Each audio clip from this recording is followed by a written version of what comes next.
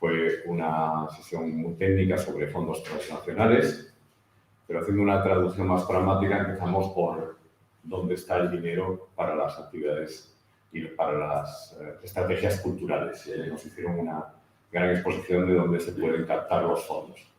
Hoy tenemos la primera experiencia de lo que son estrategias culturales que se están haciendo en otros lugares y que pueden ser una guía para lo que nosotros podríamos plantear para nuestras ciudades en decadencia o con retrotraimiento, o estuvimos viendo cuál sería la traducción del concepto de Religion Cities, ¿no? Pero yo creo que lo más importante es escuchar lugares como va a ser Cork, como va a ser York, como es las experiencias de Escocia, donde a través del monitor de ciudades culturales y creativas nos han dado unos parámetros donde les sitúan en unos lugares de éxito en cuanto a sus políticas de estrategia cultural. Comenzaremos porque hemos tenido, como veis, el COVID todavía sigue haciendo estragos y viajar desde algunos sitios es complicado. Entonces algunas personas pues, entran en línea para esta sesión. La siguiente sesión, ya están aquí también los ponentes y podremos hacer con un pequeño café que os daremos después, lo haremos a continuación.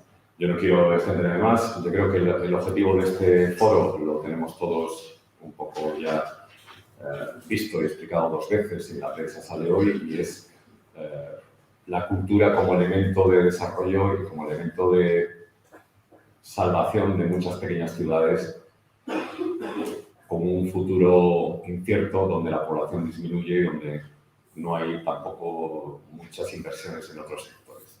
Y dejo la mesa al moderador y a Michelle, que viene de Cork directamente, con nuestros conectados de York y de Escocia, para que empiece la primera mesa y vamos desarrollando. Sí que nos gustaría que lo tomáis, el debate que pretendemos al final del todo fuera, seáis ambiciosos y les preguntéis y les averigüéis todo lo que pueden aportar respecto a su modelo de gestión cultural. Y no tengo nada más que decir.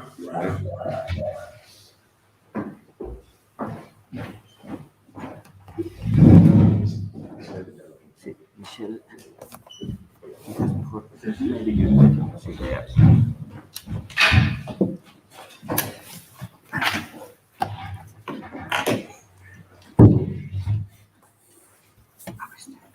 Buenos días, bienvenidos todos y todas. Very welcome also people from Edinburgh, New York. Bienvenidos a esta mesa sobre estrategias culturales.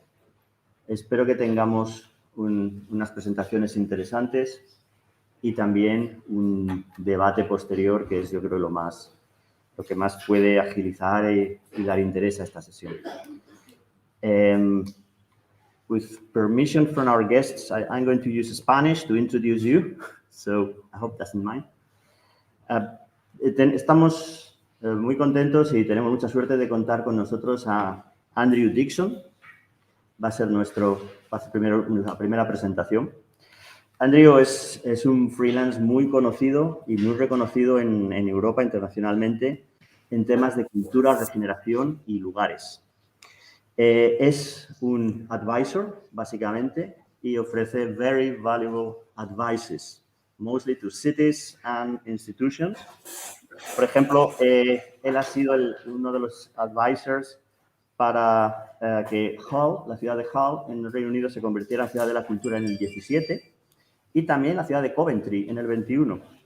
Y ahora está trabajando como advisor para la ciudad de Leeds en el 2023. Es decir, es una persona que, además de este trabajo de advisor, ha desarrollado partenariados con la BBC, con el Arts Council of England, la Fundación PRS.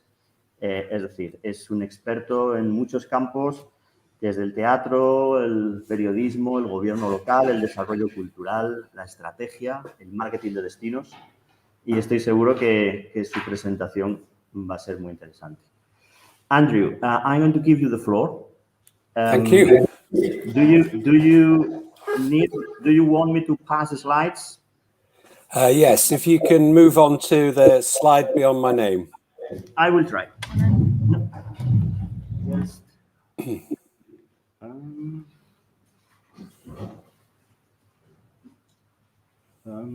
where is it? That one, I think. So just let me know. I will move the slides. And the next slide, to the next slide. Okay, welcome. Very sorry that I can't be with you today. I'm sitting in Edinburgh. Oops. Something happened in Edinburgh.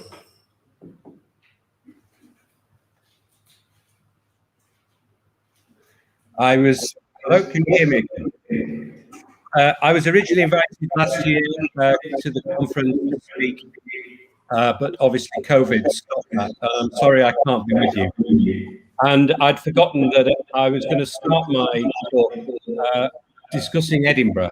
Edinburgh is the festival city in Scotland, and everybody thinks of Edinburgh as a very cultural place, a place that has had a generation.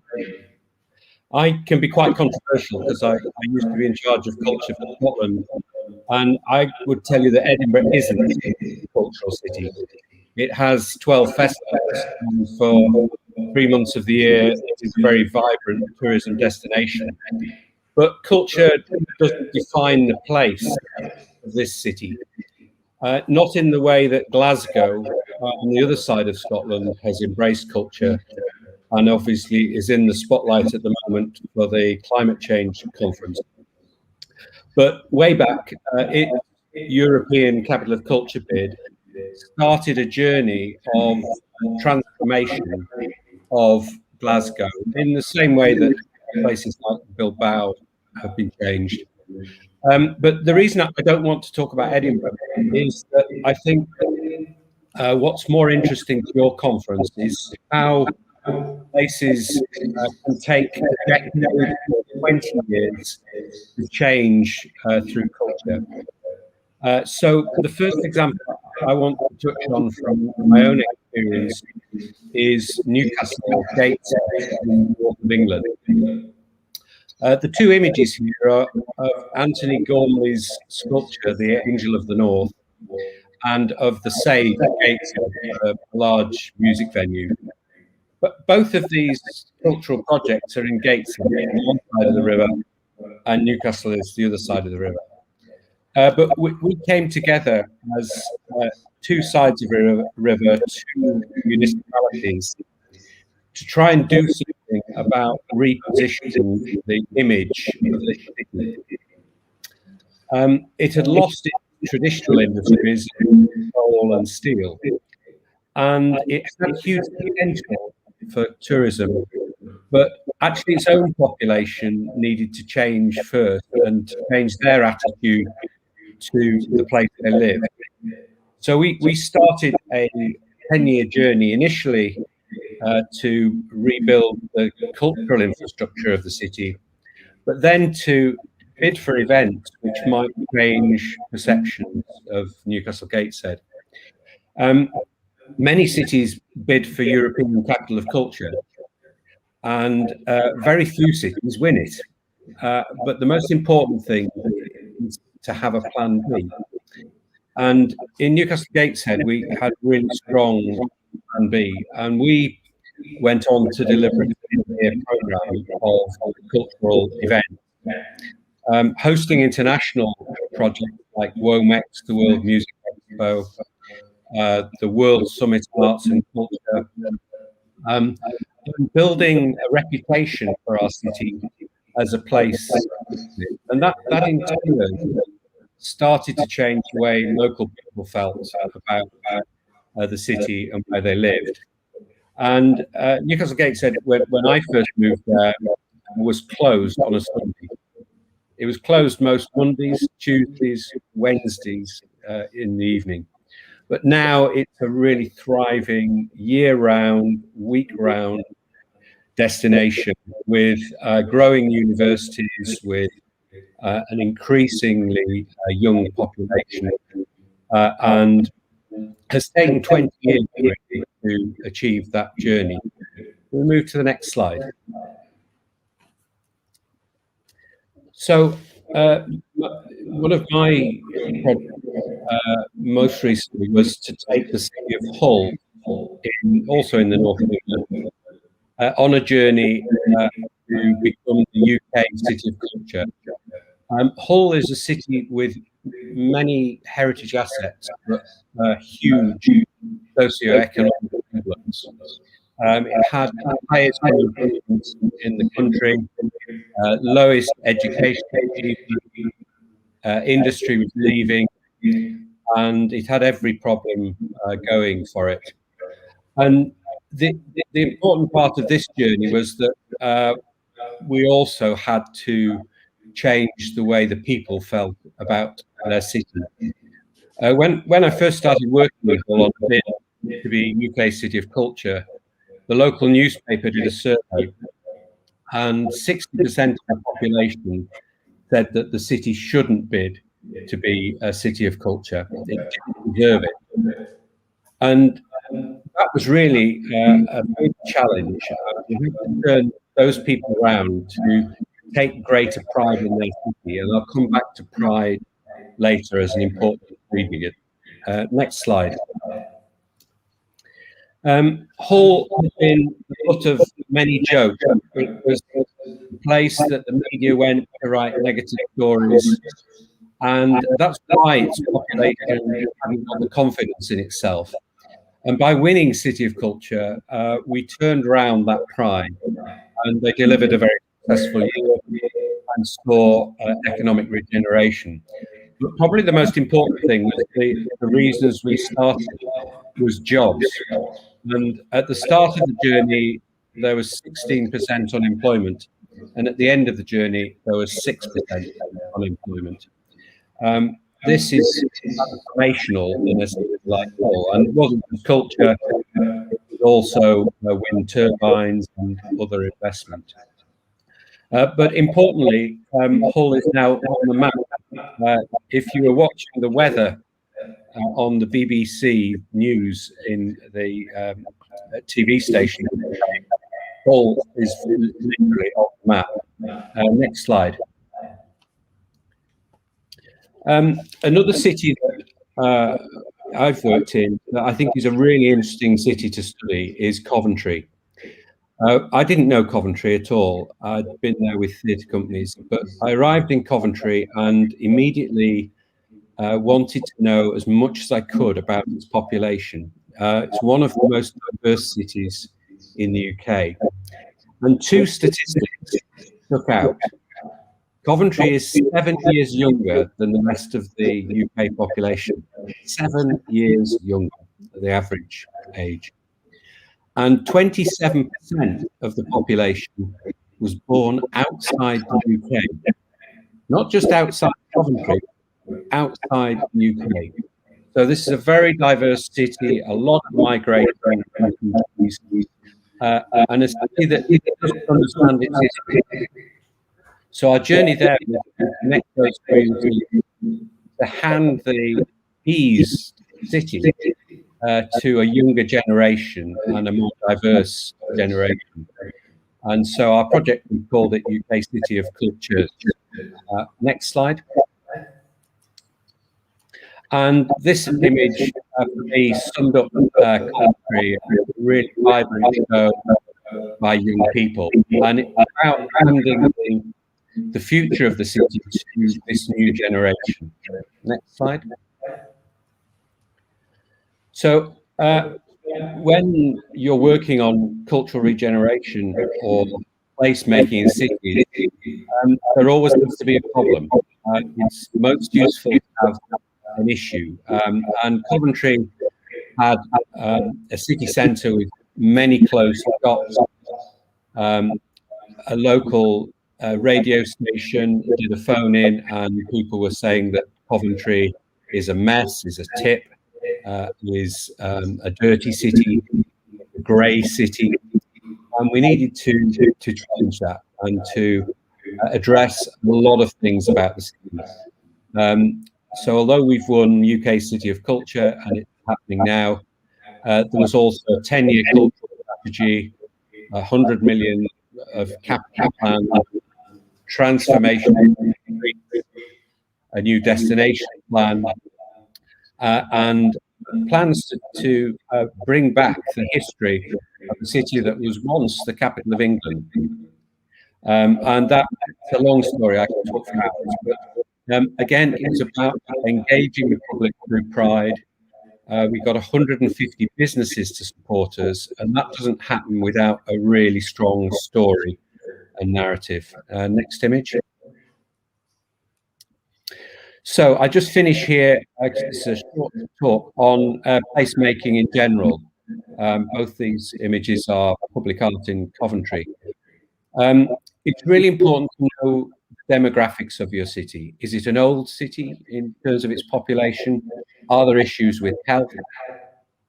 What are the big differences in the demographics of your place? What's the average size of a family? How many people are unemployed? How many people have lived in the city forever, and how many are new? These things make up the distinctiveness of a place. Look at the perceptions of a city. What people think of it externally, but what do people think of it internally? And how can you change? And I talk about the role of culture in finding a new narrative about cities. Many cities use marketing jargon and they all sound the same.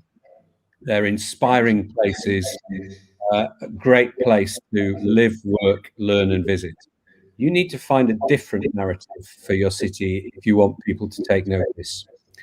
And my final point really is that regenerating places doesn't happen without regenerating people, without building capacity, handling power, and enabling different people to take control of the place. And my final comment is every city is different, but you have to concentrate on that difference and find the difference.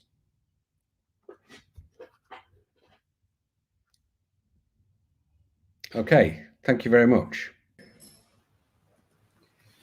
Okay.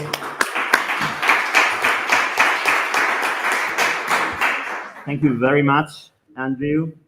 I think we'll keep the questions when we finish the round of speakers today. So just keep your questions. Vamos a hacer las preguntas al final cuando intervengan los tres ponentes, ¿de acuerdo? So thank you, Andrew. I will try to revert to the here.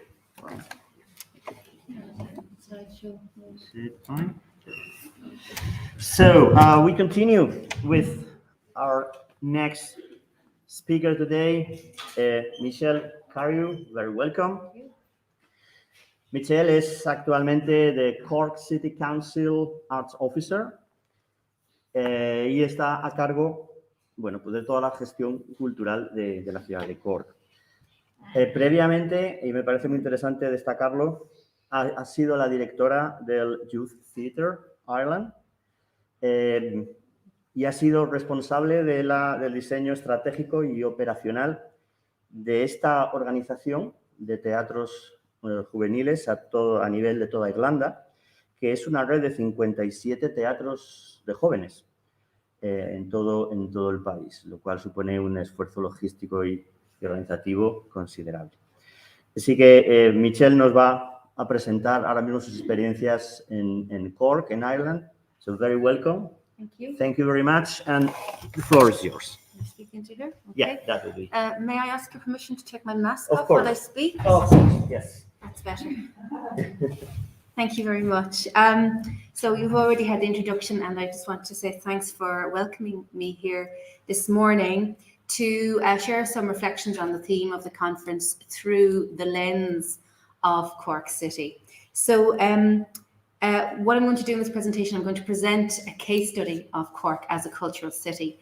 And as City Arts Officer, I work within the local government, within the local authority. So I also want to provide some insight into how the local government supports and enhances the cultural life of the city and its role in doing that, taking the example of Cork. And finally, then I provide some reflections on some cultural policy directions that are currently under consideration in Cork at a very critical time in the city's development. So first, a little bit about Cork. Cork is a port city. It's located in the southwest of Ireland, and as per the last census in 2016, there's a population of just over 210,000. It's Ireland's second largest economic engine, if you like, and an emerging counterbalance to the capital city, Dublin.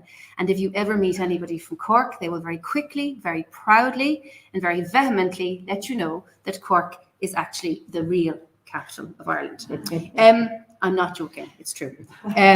It's also called the People's Republic of Cork at times. Cork is an intimate city. It's a livable city. It's easily covered by foot. It has a very rich food and hospitality culture, and it is with easy access of a rural hinterland of significant natural beauty. It holds WHO Healthy City status, and it is a UNESCO Learning City. But the reason I'm here is that it's also a cultural city. So Cork is a European Capital of Culture, and it held the tenure in 2005, so that's 16 years ago now.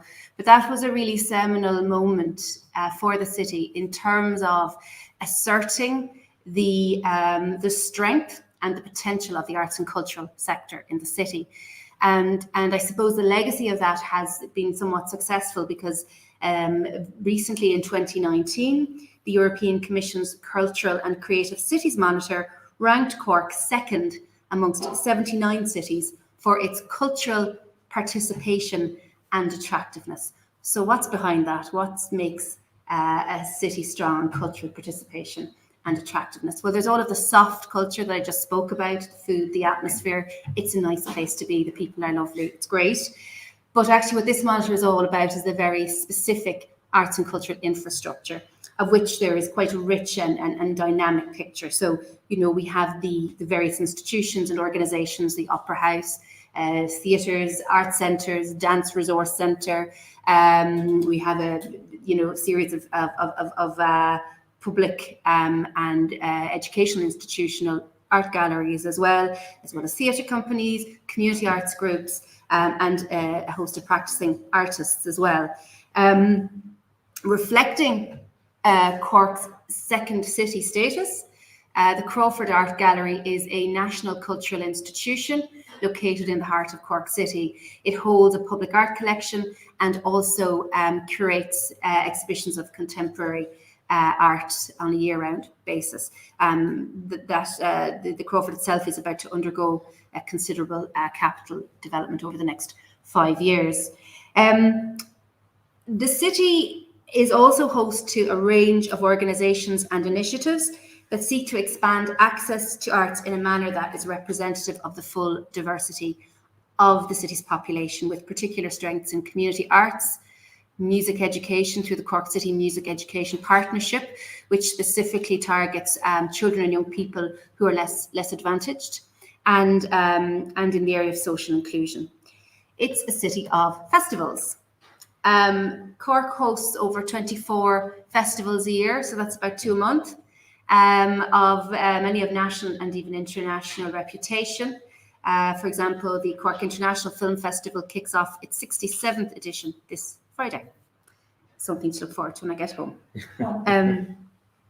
The broad ecology then of that hard and soft infrastructure provides the cultural engine for the city. It generates new artistic output, and it provides employment for a concentrated talent pool of skilled artists and arts workers. And that talent pool then is constantly regenerated through graduates from the very many high quality applied and practical arts courses in the city's 2 universities. So that's the picture of the arts in Cork. It's kind of a rough guide to what it looks like. But speaking from the point of view of the local authority and from local government, then I suppose the question is, what is the role of local government in supporting that sector, in enhancing, in driving it forward, and sometimes in getting out of the way of it as required? Well, the City Council has a very specific role in providing for the development of the arts, which is a statutory requirement under Irish legislation. And its primary instrument through which it deploys that function is through what's called the Arts Office. And the Arts Office is really a section within our Community, Culture and Placemaking Directorate, and it reports directly then back to an Arts Committee of elected representatives from the City Council. We have a number of mechanisms through which we provide that support. One is strategic planning. So we're here to talk about cultural strategies. That's very core to the work of my section. So we develop and implement the arts and cultural strategy for the city. But we also have a role in informing and supporting the development of other policies within the city's remit, where there is a cultural relevance or where culture can add value. So, for example, recently we engaged in supporting the development of a city centre revitalisation strategy, and we're currently engaged in supporting, is that okay?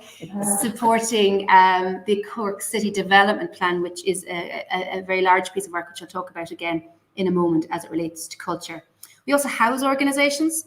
So many of the city's arts and cultural organisations are housed in properties that are owned by the City Council. And then, of course, the direct financial support. Often that is the element that is most visible to people. So we provide annual revenue funding to a number of strategic cultural organisations, as well as annual competitive arts grants that are open to organisations, groups and practising artists as individuals as well. And we also, we deliver a direct range of programmes. So where we identify a gap in provision, this could be in the area of arts education or arts and ageing, arts and disability, for example, we will actively seek to seek out resources, develop projects to kind of build capacity in those areas. And we will always do that in collaboration with sectoral partners. I think it's hugely important that there is always that link with the grassroots, with the sector, rather than initiatives that are kind of a solo run by the local authority. I don't believe it's the best place to do that alone. So back then to looking at Cork, where it's at now, what is the future? We're in a particular moment, and where is the challenge for the city and inherently within that for culture in the city?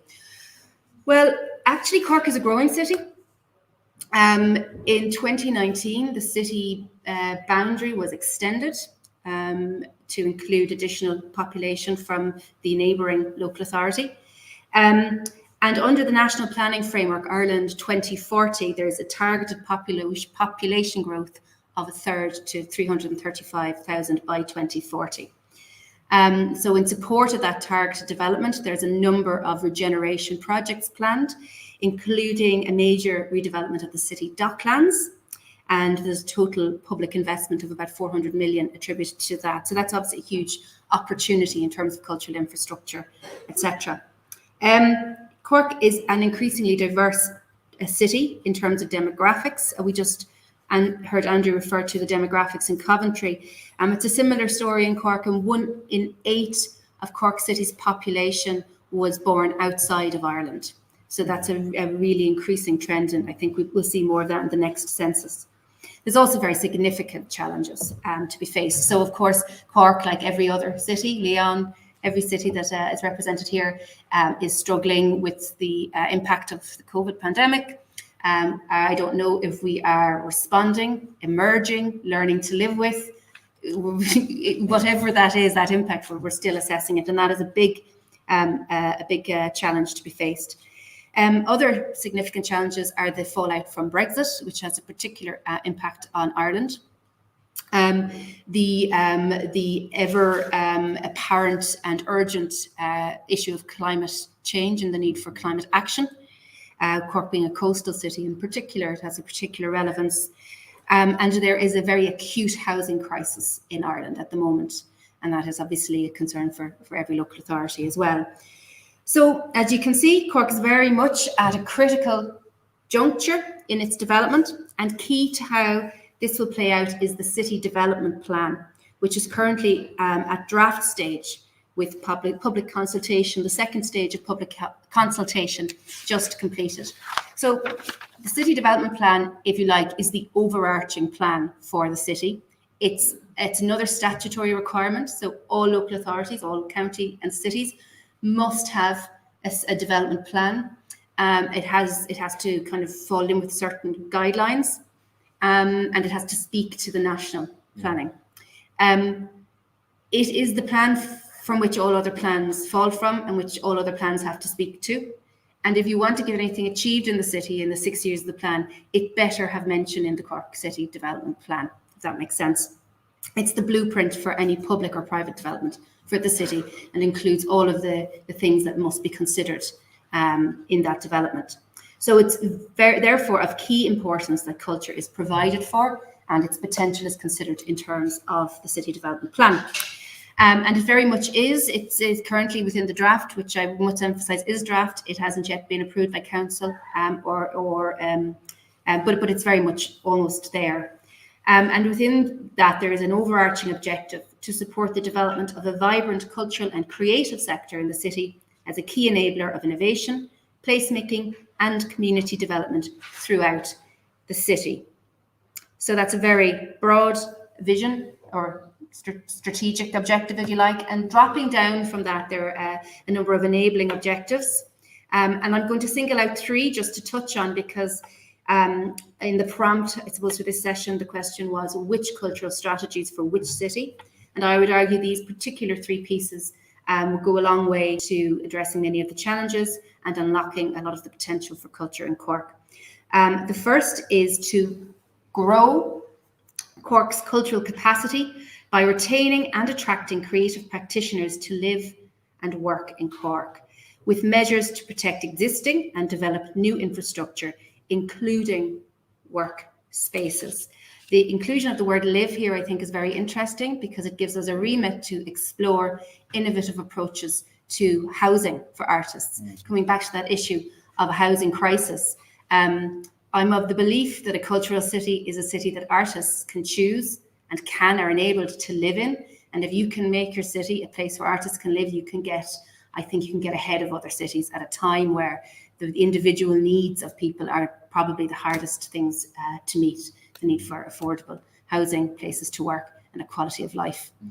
This picture here is a work by an artist called Asbestos, called Where is Home, reflecting on dereliction within the city in the context of the housing crisis. I digress. The second then of the objectives is to implement the Cork City Arts and Culture Strategy.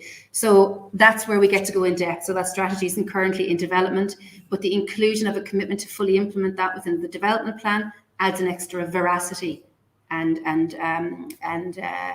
to that plan when it is prepared. And then finally, enhance the cultural use of public realm spaces, which includes a requirement to provide for cultural uses in the planning of public realm development projects. Now, I imagine here in Spain, it is not a new concept to use your public realm, to be outdoors, to embrace that. It's a very new concept in Ireland. It's something to do with the weather. But I suppose the understanding of that has really been brought to the fore through COVID, when we've all been forced outdoors and maybe we've realised it's not so bad and we'll make more of it. So then I suppose while policy objectives can seem a little bit aspirational and they're a little bit up there to talk about, I just thought I'd finish up, and I hope I haven't gone too over time. I'll keep it quick. I'd finish up with a few examples of projects and initiatives that I suppose go across a variety of approaches to cultural activation towards the city's wider development goal. So kind of examples of policy and practice, I guess.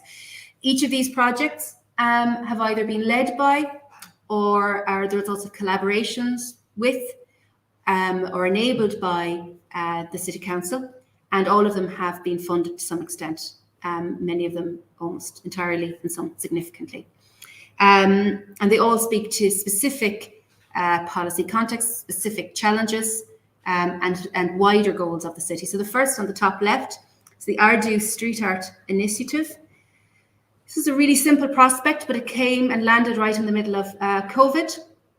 A group of street artists from the city came with a proposal. They wanted to develop Cork's first street art festival that would showcase the best of national and international street artists here in Cork through large-scale murals in the city centre. I suppose that spoke to the COVID context, whereby we wanted to enliven the city centre and enrich that experience, particularly when most of and all of the institutions were closed down during COVID, and also to provide a way to provide work for artists and crew as well. And the impact was far wider than we expected. It's had a huge tourism benefit, particularly with the domestic market, because we packaged a whole bunch of things in around it.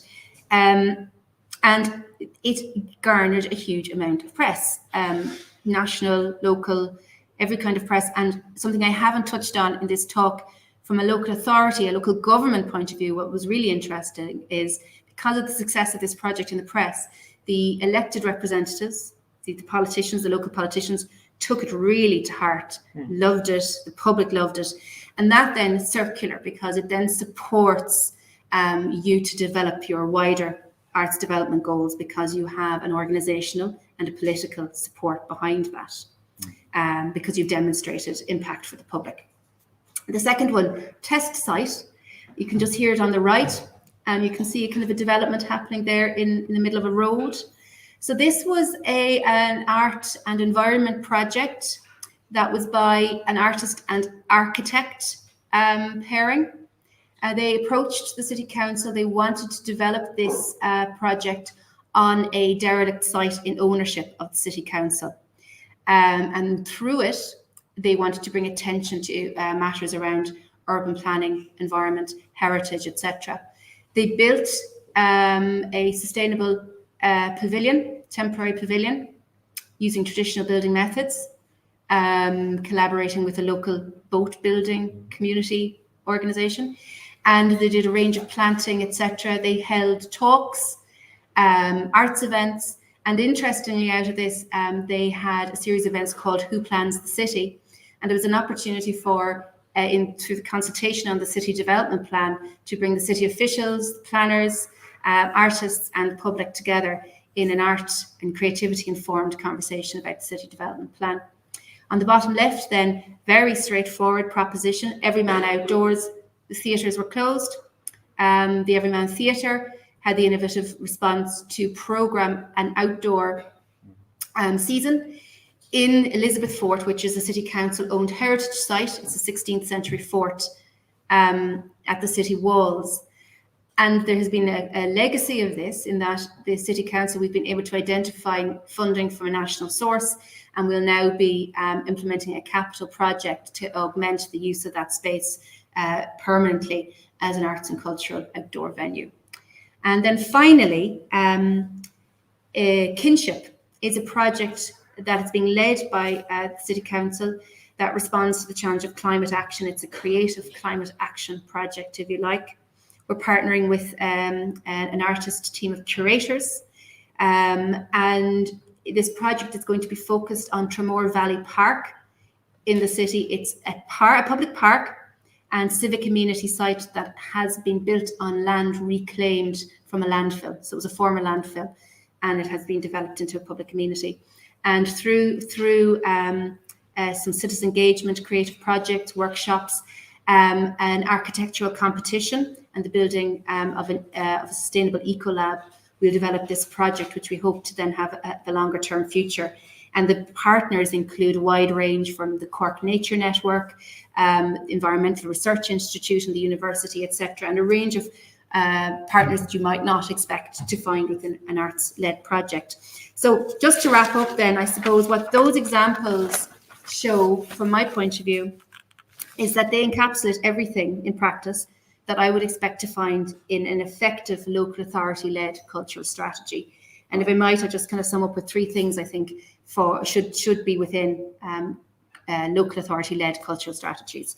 They need to be based on grassroots or sectoral relevance and engagement. No solo runs, partnership and everything, collaboration, being in touch with the community that's out there and the sector. They need to prioritise public good and should be citizen-focused and informed, because of course public good is what's at the heart of all the remit of the local authority. And finally, that they are strategies that leverage the hard and soft power of local government to enable ambitious cultural action. Thanks very much.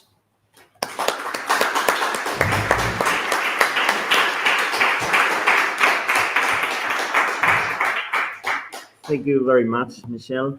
This very interesting presentation on the cultural strategy of the city of Cork. I'll try to move that again, sorry. Maybe here, yes. So,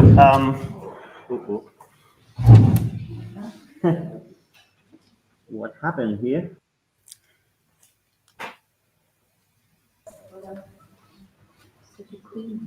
Yeah.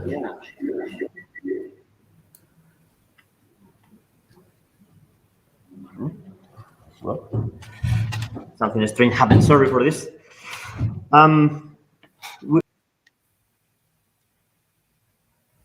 We have some technical experts, right? Oh, well done. We have one.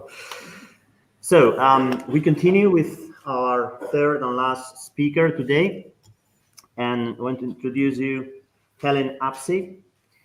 Helen, can you listen to us? Yes, yeah. Excellent. Very welcome. Well, Helen is head of culture and well-being of a very interesting initiative, which is called Make It York. I suggest have a look to this webpage if you can. It's amazing. And this initiative, Make It York, is York Destination Management Organization.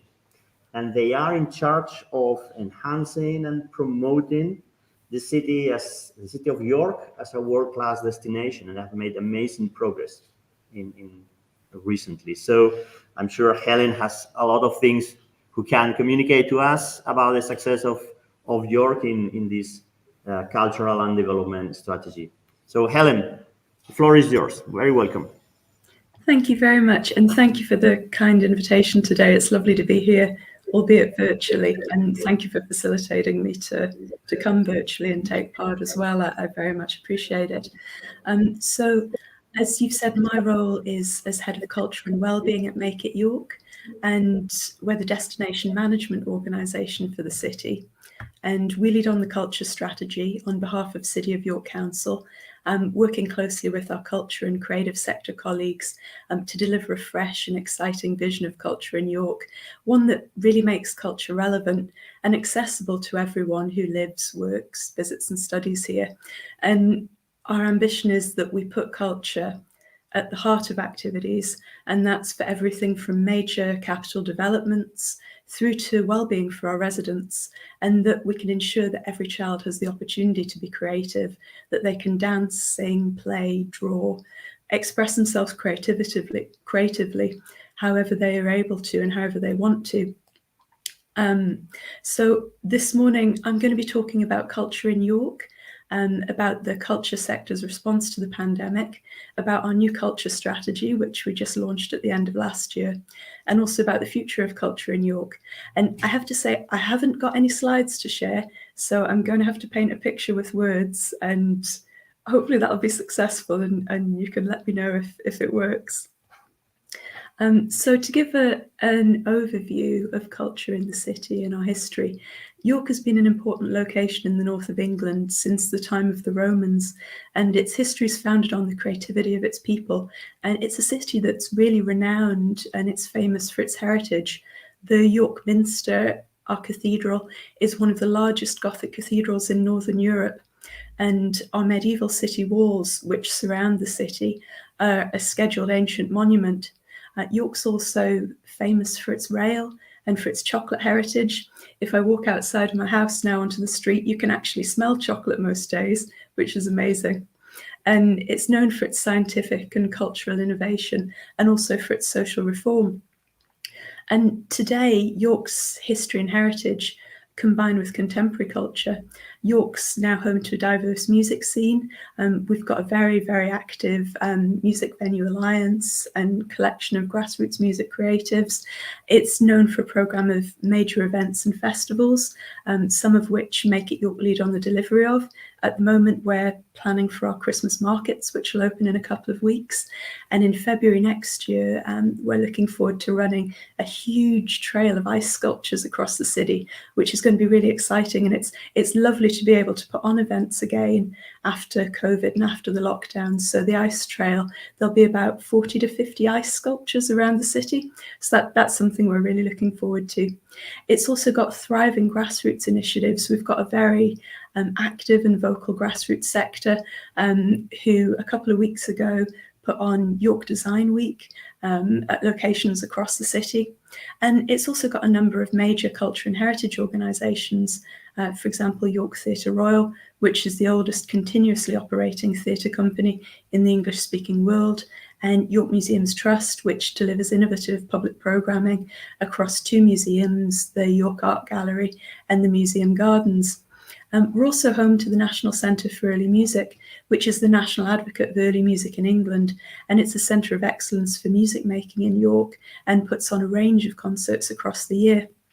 So in total, there are at least 62 professional arts and heritage organisations in the city, and we have over 750 creative industries businesses, and these employ over 4,000 people. And these cultural organisations, creative practitioners, artists and freelancers support the city's economy and contribute to our really unique sense of place in York. York is also the UK's first and only UNESCO Creative City of Media Arts, and we recognise the valuable contribution of media arts to the quality of life in the city and to the local economy. It's home to many vibrant media arts organisations, events and initiatives, such as York Mediali, which is the city's biennial media arts festival, which in 2018 attracted an audience of 65,000 people. And I'll speak in a moment about how they adapted what they did in the pandemic so that they could still run the festival last year. And it's also home to the Aesthetica Short Film Festival, which is running this month. So we know that culture brings vast economic and creative benefits for our city and for everyone who takes part in life in York. And as an example of the power of the creative industries, across the UK, they contributed £115 billion to the economy in 2019 alone. So culture and creativity are a really, really significant part of life in York and life across the UK. And so at Make It York, we're in the very privileged position of working closely with York's creative and cultural sector to lead the development and delivery of our new culture strategy. And we encourage knowledge sharing and collaborative working. And we've got a very, very vocal, very engaged cultural creative sector across the city. So the culture strategy has the ambition to transform York. And by 2025, it's a 5-year strategy. Through it, York will be known as a city where outstanding renowned heritage, which we're very well known for, comes together with a cutting edge and contemporary approach to creativity, reflecting the city's rich history and its status as the UK's first UNESCO Creative City of Media Arts. So the culture strategy has come together through robust consultation and workshops with York's residents, creative groups and cultural organisations, and it's taken on board what matters most to the people who live, work and study in the city, and it's transformed these views into a plan of action to grow and develop York's creative future. However, the culture strategy for our city's next 5 years is coming to life in a world that's very different from the one that initially planned it. The strategy was scheduled for release last summer, July 2020, but due to COVID-19 and the severe impact that it had on the sector, we deferred its launch until December last year. And what we did in the interim, we actually spent a lot of time amending the strategy and updating it. We didn't want to make a strategy that wasn't relevant to the world we're now living in. So we created urgent priorities that we would implement as a result of the impact of COVID on the sector, so that when we launched the strategy, it was relevant to where we were now, and it was what people working across the sector told us that they needed and that they wanted, and that they wanted us to prioritise together with them. So I'll talk a little bit about what we're doing on that in a moment. So as I mentioned, the pandemic had a profound effect on the sector, on York, on the UK generally. But throughout the pandemic, the creative and cultural sector in York showed great resilience and adapted to new challenges, reinvented themselves, their practice, what they were doing, to enable their practice and business to go on. And despite the immense challenges that many faced during the past year and a half. And we actually saw culture and creativity play a huge part in many people's lives during the pandemic. And our artists and organisations responded to the crisis with a collective spirit, launching initiatives online, on social media, in the streets and through public participation, which kept people's spirits high and really kept the arts alive. So York Mediale, which I mentioned a second ago, which is our biennial media arts festival, it brought world premiere commissions from leading artists to the city of York last year and collaborated with York Minster to launch a People We Love exhibition, which is a series of installations of films of people who are looking at someone they love. You can't see what they're looking at, but you can see the expressions on their faces. And it was incredibly moving. And they launched Human Nature at York Art Gallery, which is an interactive media arts exhibition. And they did these in those locations in between the lockdowns that we faced in the UK, with safe social distancing in place so people could come round into the venues and see what the festival was doing, rather than it being a broader event that it would have been in previous years. And the Yorkshire Museum also ran a curator battle on Twitter each Friday during the spring and summer last year.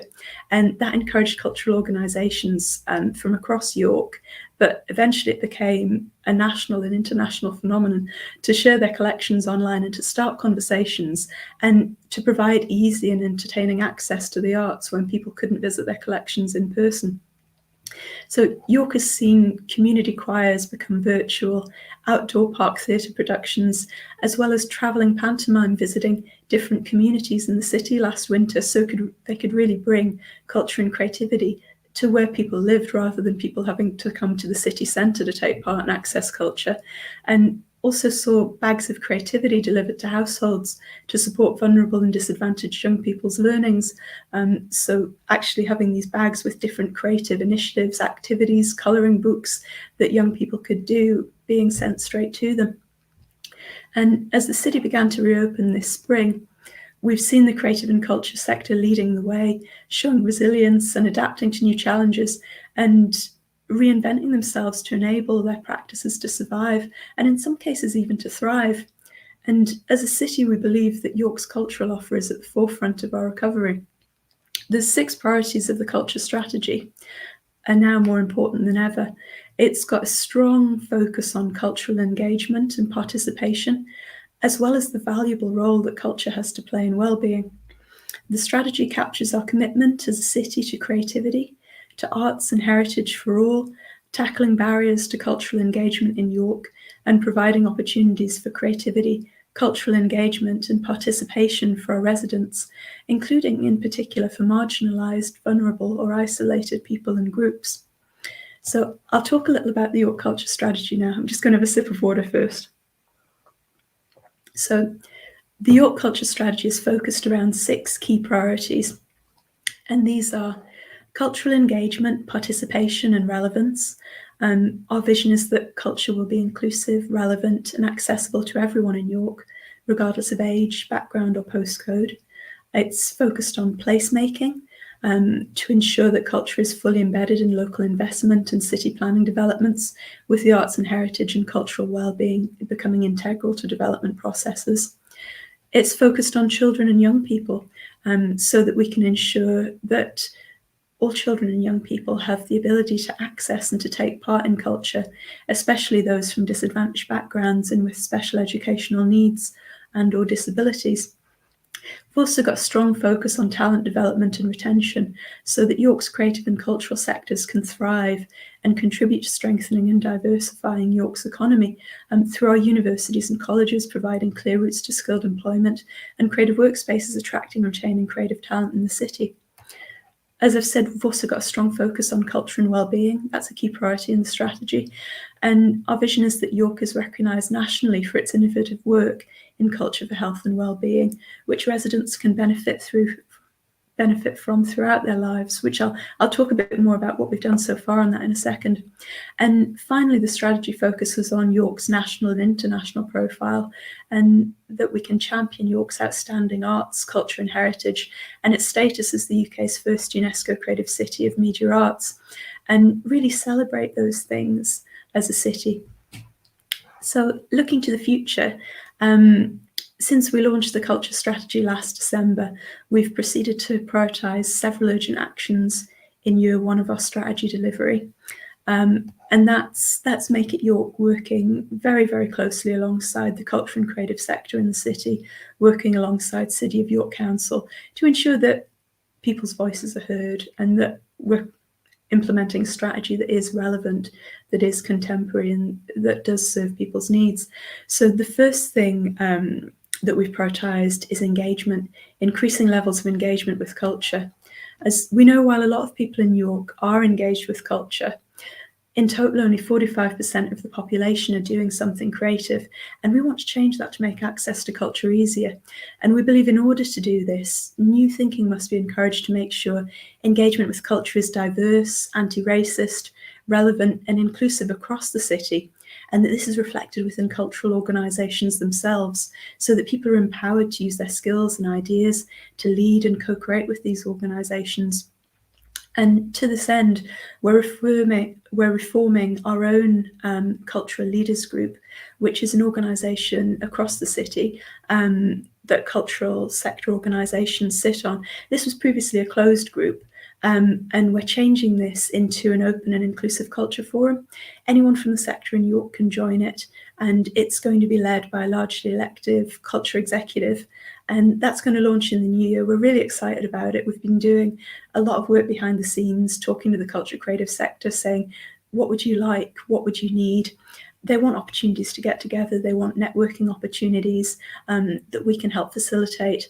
And I think we'll be one of the first cities in the UK to have a largely elected culture exec who are then going to help us steer the future direction of the strategy. And we're also, as well as this, setting up different working groups to help us lead on and facilitate the delivery of different priorities within the strategy, working closely with people across the sector, from large organisations to grassroots initiatives and freelancers. So as an example of this, just a few weeks ago, we met with our representatives from our two universities, University of York and York St John University, alongside grassroots organisations in the same room, who are doing initiatives around art is my career and showing young people what creative opportunities are for them, how they can access culture and creativity as careers, and that these are actually feasible options that you can go into. So it's really interesting to draw together the universities and the people who are actually creative freelancers working on the ground in York. And we're also looking at ways to bring culture to people using successful models such as the York Theatre Royal, who visited different communities in the city through their Christmas panto last winter, and really working to make our residents feel more part of the city, running citywide trails and events that visit different communities and locations. And we're working with our libraries to ensure that they're at the heart of local communities where creativity can be developed and new cultural connections can be made.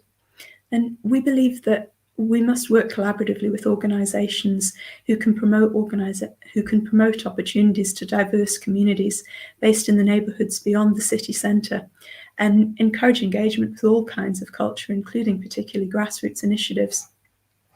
So another area that we've really, really prioritised, which was in the strategy anyway, but we've really focused on this as a result of the pandemic, is well-being. And we know that in York, relative population affluence masks challenges facing those with less. 5% of people in the city are ranked in 20% of the most deprived in England. And we believe that during the pandemic, it's especially important to prioritise how culture can support well-being, as it's had a big impact on people's mental health and well-being. So this August, we awarded 19 York-based charities, social enterprises and voluntary and community groups grant funding in an initiative we ran alongside City of York Council and York CVS, who are the city's social prescribing organisation. And this was to help isolated people engage in their communities, combat mental ill health, improve physical health, and enable participation in culture and creativity. And these initiatives are supporting a range of activities for residents to take part in across a range of different forms, everything from fairy trails and community coffee mornings through to youth theatre workshops, excavation projects where people can take part in social prescribing through doing archaeological excavation, and craft workshops in local parks, taking part in nature, and also creative cafes in different locations. So in total we awarded £60,000 of funding, and these projects are ongoing throughout 2021 and into spring 2022. And this year we were able to really broaden this initiative. Last year we awarded funding during the pandemic as well, and a lot of organisations were able to do online initiatives and activities. We had online choirs, we had arts trails that you could take part in through the post. So culture and wellbeing is something that we see as really central to York's ethos around culture, and it's something that we're keen to grow as a city. And another thing that we're doing is championing our status as a UNESCO creative city. And next week we're launching a toolkit for businesses, which will enable them to share our messaging around being a creative city and really show them the benefits to the economy, to place and well-being that culture and creativity bring to the city, and how they can get involved and how they can share the messages themselves. So that's something we're very busy on behind the scenes at the moment, but something that we're excited to launch next week. So looking to the future, we're working to embed creativity in every aspect of York, in the economy, in well-being, in placemaking, and to vastly broaden opportunities for creators and professionals in the culture sector. And the culture strategy focuses on the growth of local creative businesses to make sure that talented people can build a career here. And this will be achieved through harnessing the knowledge of York's universities and colleges, as well as supporting retention and growth of graduates and creative startups in the city. And we're also capitalising on the relationship between economy and place by embedding culture as a tool for local planning and decision making. And in doing so, we'll influence the cultural well-being of York. We're ensuring major planning developments include arts and heritage infrastructure and considerations to support future creativity. And a great example of this is York Central, which is one of the largest city centre brownfield regeneration sites in Europe, which will take shape in the next 15 to 20 years and help to power the city's future economy. And the National Railway Museum will be the cultural heart of this new development, encouraging future cultural and economic growth and connecting the city's residents and visitors.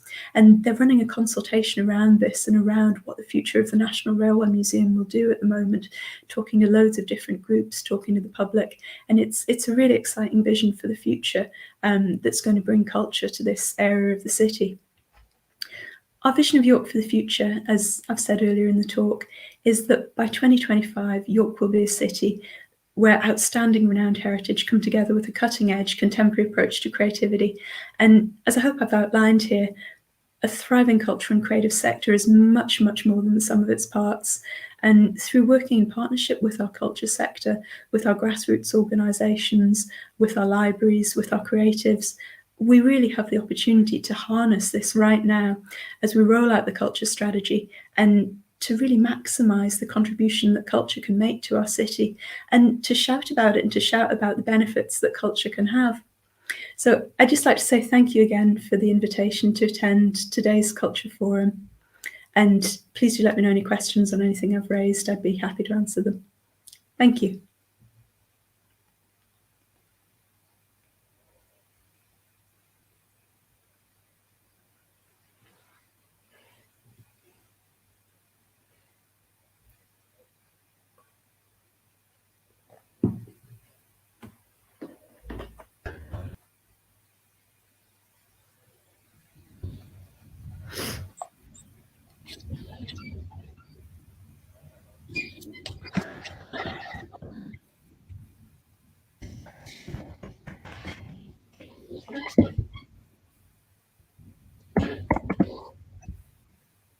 Culturales, pero en todos los casos con un probado éxito.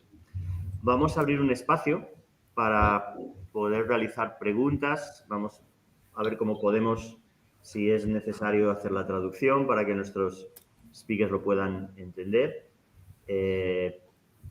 Pero bueno, abrimos un poco el... ¿sí? Vamos a abrir, estamos intentando hacerlo aquí técnicamente para que también nuestros puedan verlo ellos. Y vamos a abrir un poco el espacio para que podáis realizar preguntas, comentarios sobre pues la sesión que hemos estado oyendo en esta mañana. Yes. I think it would be interesting, this is Anne Bateson, it would be very interesting to hear your reactions to your different presentations between yourselves. Sería interesante ver la reacción entre ellos de cómo de sus presentaciones. I will need probably to repeat that because you couldn't. Yeah. Okay. So the question is, she is very much interested in knowing your reaction to each other's presentation. So which can you see the contrast or interesting point in the presentations of the three of you? You want me to make some comments? I'm conscious I covered a lot of cities compared to the in-depth discussions about York. It's really interesting to hear York because I worked there and I helped edit the UNESCO bid for Media City. And York actually is a city with very few problems. It's vibrant, attracting lots of visitors. It's got that great heritage. People are moving out of London to live there. Well, that hides something about the local population and their access to culture. I've lived in York, and if you live locally, actually, you can be swamped by tourism. You can be swamped by the visitor environment of a city. So underneath, a city like York did have problems. And I'm interested, I was interested in Cork, but I haven't visited, to hear Michelle talk about those issues and those problems and those bits of city landscape that needed attention, and the issue of trying to attract artists to a place. And you can have a really big cultural strategy, but if you can't get artists to relocate to your city, you're in trouble. So there's so many examples around the world. And when I ran the World Summit on Arts and Culture, we had some terrific speakers from, which I really recommend people looking at if you're studying this area, from Houston in the USA, the Project Row Houses, which was about attracting artists in a city, building property for them. Also, Providence in the USA did sort of tax break for artists to use upper floors of shops which were otherwise empty. So that vibrancy of places is a really interesting subject. And, I joked about Glasgow being more vibrant than Edinburgh. If you look at Australia, everybody thinks Sydney is the really vibrant cultural centre. It used to be, but Melbourne is the really vibrant cultural centre, and it's because they've been able to attract artists and creators to live right in the heart of the city centre. And that's such an important issue, and so it's interesting indirectly in all of our talks.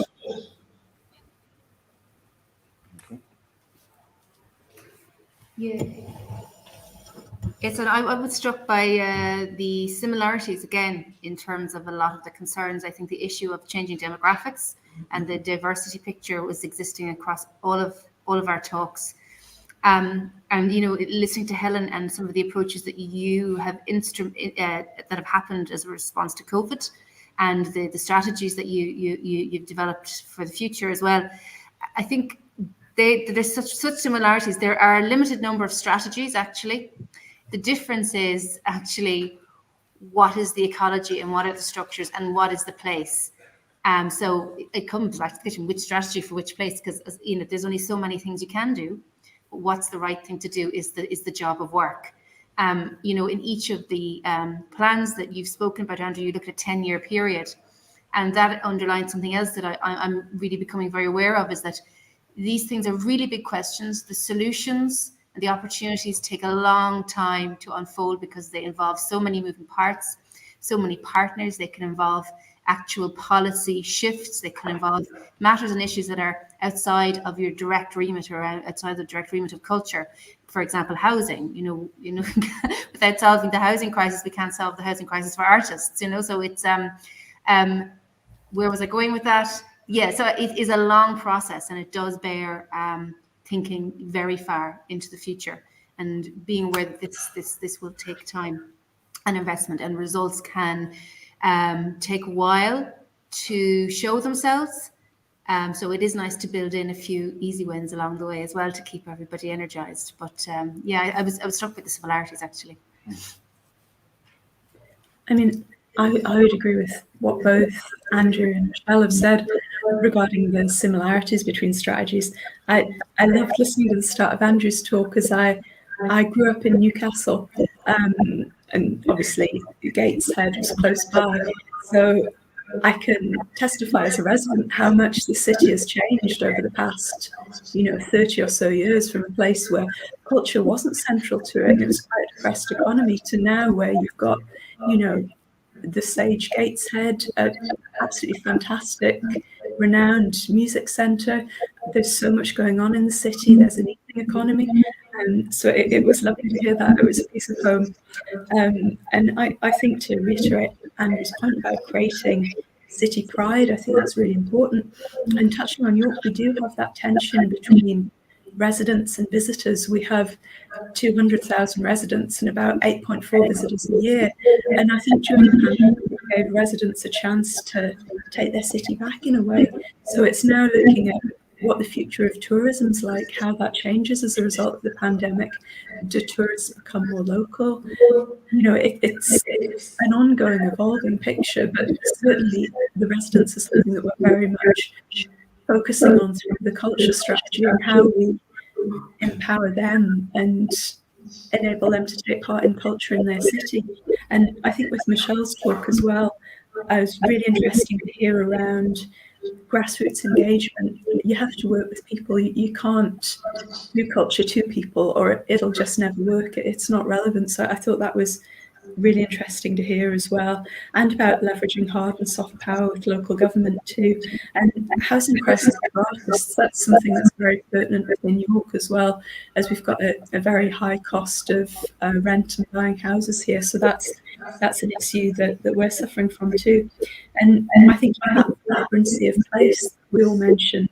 I actually used to live in Christchurch in New Zealand, which was completely destroyed by earthquakes in 2010, 2011. And actually what sprung up was grassroots creativity, because the city had been levelled. There weren't the barriers that there had been. And it's such a creative cultural city now as a result of that freedom to the grassroots within the city. So it's completely different to any other city within New Zealand as a result. And I think that ability to work with grassroots, to empower them, and to have that vibrancy of place, and to work with residents is really, really important to it, and interesting to see across all our talks and comments. Thank you. We open the floor again. ¿Alguna pregunta más? Sí, por favor. Me gustaría preguntar a Michelle acerca de un último proyecto que ha mencionado por interés personal.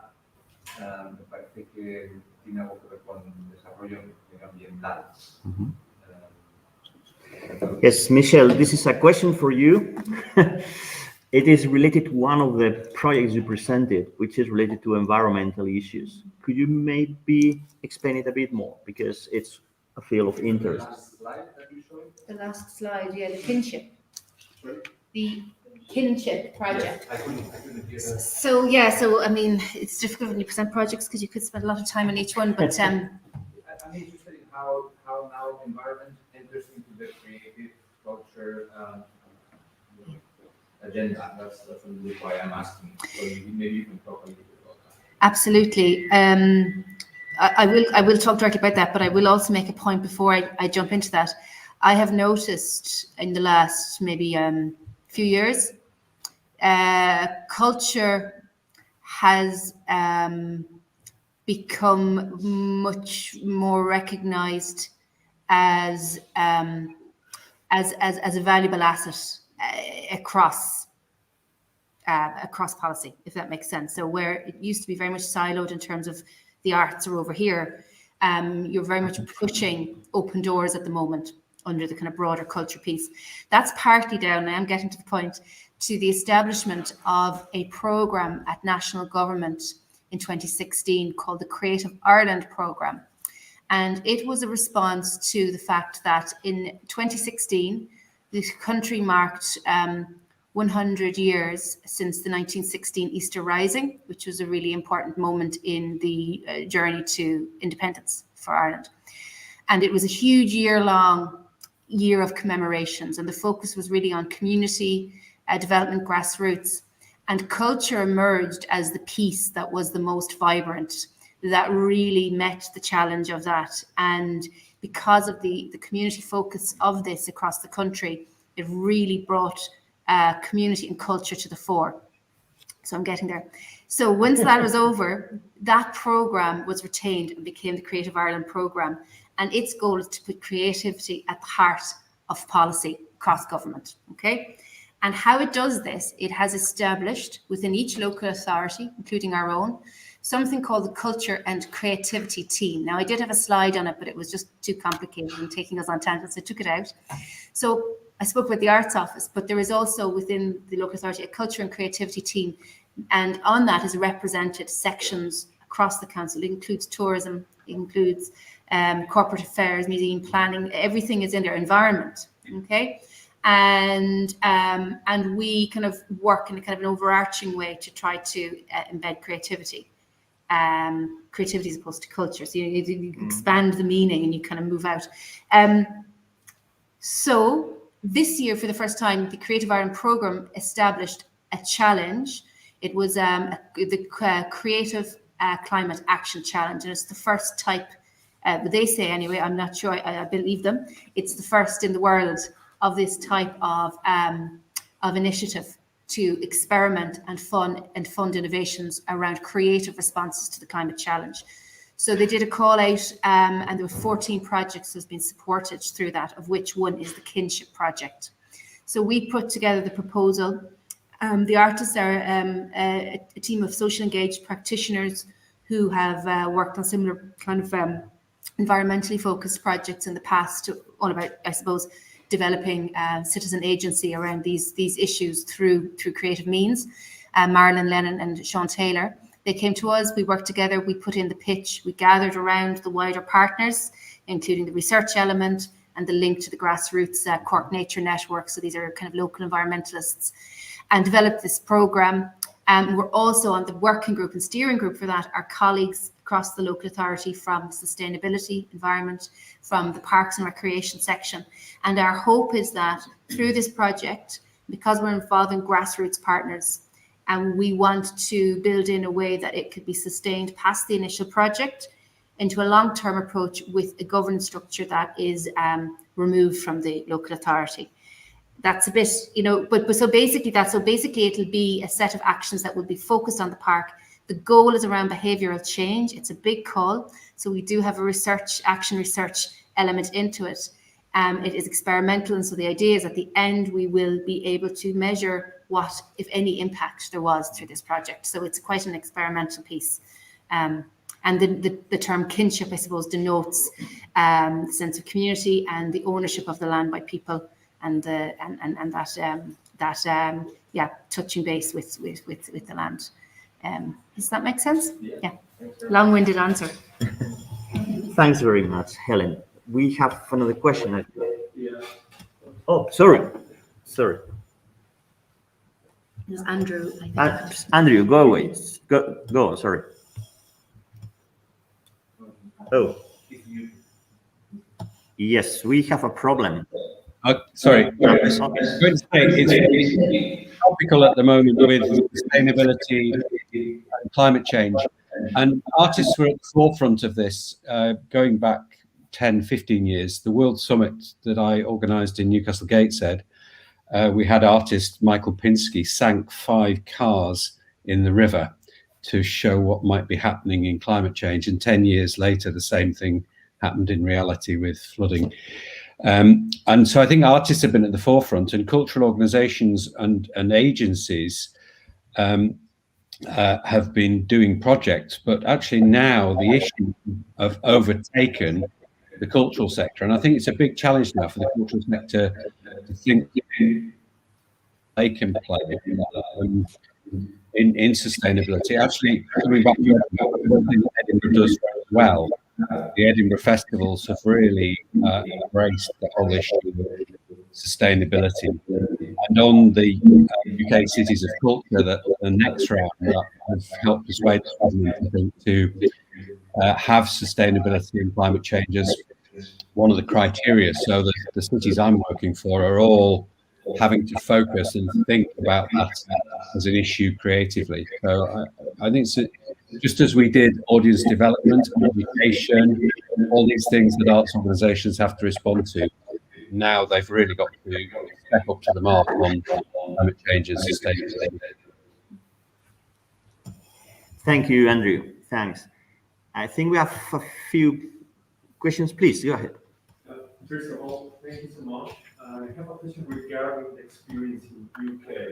So we're from the private sector, and one of the examples that we have in Germany is that, for example, the city has a lot of money in Düsseldorf for making public art, but there are non-experts for art within the board who takes these decisions. So nor an historian, nor architect. They become like a political decision to give so much money for making like a huge public sculpture. And Andrew showed Garnley is a great sculpture at the beginning of his presentation. So how do you deal on this public side in the UK with aesthetical expertise? What is happening in Germany, they have to build up a committee with artists and art historians to kind of like, and it's no recommended board, to make this assessment to the government to take the right aesthetical decisions for projects of this kind. And I think that is something that is lacking sometimes, like how to speak to the experts on these issues. So it's a question for all of you. I may suggest, if you don't mind, to come here, come close again, and and just maybe a summary to make sure they can really understand. Thank you so much. Because sorry. Thank you so much for everything. My question is, because we are from the private sector working with culture, how does the public sector in UK deal with expertise, aesthetical expertise for taking decisions for large projects? For example, the sculpture of Garnley, who Andrew showed at the beginning. I was talking about the example in Düsseldorf, Germany. It's a city that has a lot of money for public sculpture, but you realize we don't have any expert on the board for taking the decision who is going to be the sculpture, why is this a sculpture, if this kind of new sculpture has a meaning or it's just like beautiful form. So I'm just completely curious how you're dealing with that in the UK, because it turned out to be a large problem in Germany. And so artists and architects and art historians have to build up a committee to assess the government for taking these decisions on large projects. Yeah, I can speak for hours on this.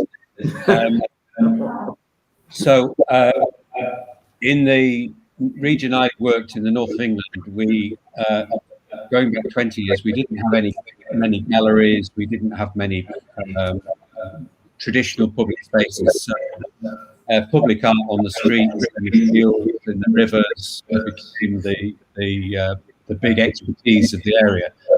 And although that was by Anthony Burton, the Angel of the North, the most significant, there are 4 or 5 other large, very large landscape or other commissions in the north of England. You're absolutely right. It's about capacity and capacity to take decisions, but also capacity to think ambitiously about those sort of works. And the one thing you shouldn't have is politicians involved. You need to keep it away as much as you can from local councils, and have a design forum with expertise and artists and curators involved.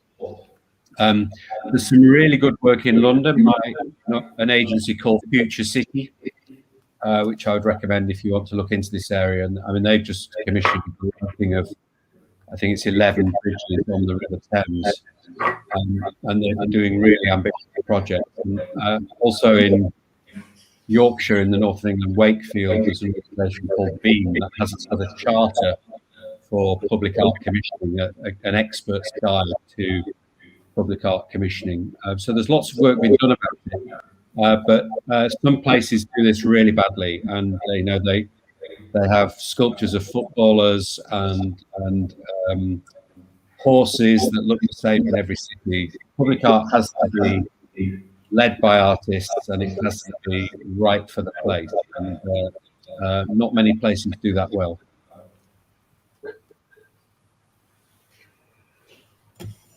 Thank you. I think we still have time for a very quick question, maybe. Can I ask you, are you going to ask in English? Yeah. Please. It will be easier that way, I think. So I have Thank you for coming, for making the...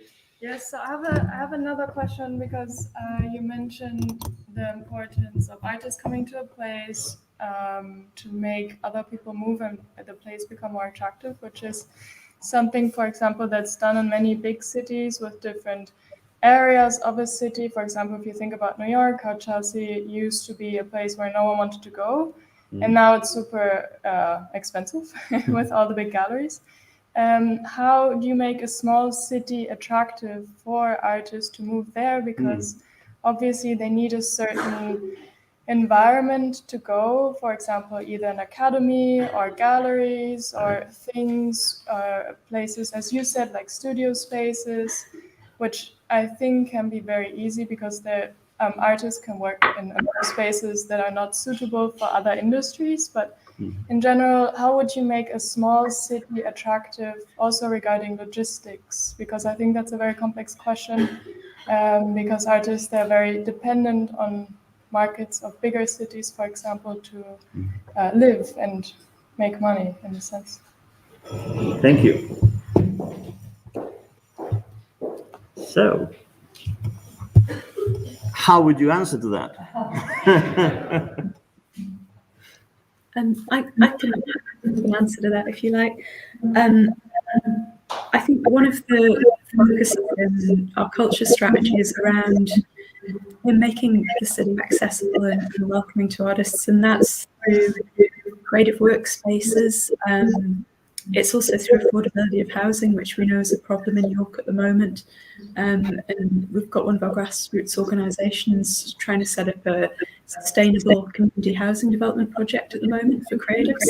And one thing that we're doing is we work very closely alongside the creative sector. So we've recently started to take part in a working group that's set up by a number of creative freelancers in the city, and they're looking at workspaces that are available to artists and to creatives, and really interrogating what the need is within York, so that we can then make a case together for this, that we can present it to City of York Council. We can look at the vacant spaces that we've got in the city, vacant shops, areas above shops. We can look at how possible to adapt these in future. It's not an easy fix. I think there's probably a lot of policy bureaucracy that would need to go through in order to enable change. But I think it is around having creative workspaces. It is around having affordable housing. It is about people knowing that there is a thriving creative community in the city that they want to take part in, and that knowing that creativity and culture is welcomed as a key part of the city's ethos as well. I think it's an interesting question because it's not just visual artists. So in Newcastle, there is a project called the Biscuit Factory Gallery with lots of artist studios. And it's a private development of 120 artist studios, which deals with the visual arts and providing for visual artists. But in Coventry, we found we had an issue with performing arts production space. And so an organisation in the city brought together 3 or 4 cultural organisations to develop a creative powerhouse in an old car factory called the Daimler Powerhouse. And those creative spaces for street production and theatre are just as important as artist studios. Have we lost the conference there? Try again. Yeah, I think that's really interesting you say that, because it's exactly the issue that we're grappling in Cork. You know, there is a bit of, you know, decent provision for visual artists. It could always be improved, but it is the deficit, this the strongest deficit in the area of large spaces for the performing arts, whether that's an orchestra or, you know, the creation of dance piece or theatre. And that's a harder one to solve size-wise. In answer to the question, how do you retain people? That's all part of it, being able to make it a nice place to live. I think in a small city, in a small country on the edge of Europe, you're not just competing with the larger city in your country. People are focused, if they, you know, in building careers, they're internationally focused. They're looking towards London, they're looking to Berlin, you know, they're looking to the United States. But I think that's a benefit also in the digital era. People can build careers and they can have an existence in the world, and you can kind of, your base can kind of be anywhere now if it's a place you're happy to live in, if there's enough to interest you there. It doesn't have to be the kind of only a showcase for your work. And the government of Ireland has just kind of almost begun to solve one of the issues for us on a national level. And in the recent budget announcement, there's a very experimental initiative launching next year, and it will be basic living income for artists. And it's going to be trialled with 2,000 artists initially. And so that we're expecting an influx of Irish artists returning from Berlin to come back home from that. So we better get the workspaces ready for them. You need an extra budget in Berlin. Thank you very much. As usual, the most interesting part is always the question and answers. However, we stick to the schedule. So is there any other question, or can we close the floor? Well, in that case, thank you very much, Andrew, Michelle, and Helen. It's been a pleasure. Thank you.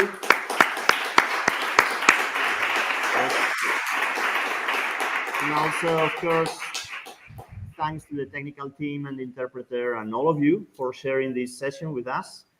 For Andrew and Helen, I'm sorry you're going to miss our coffee break, but you are welcome anytime. So hopefully in the future we'll be able to welcome here in León. It will be a pleasure. Thanks a lot. Well, thank you.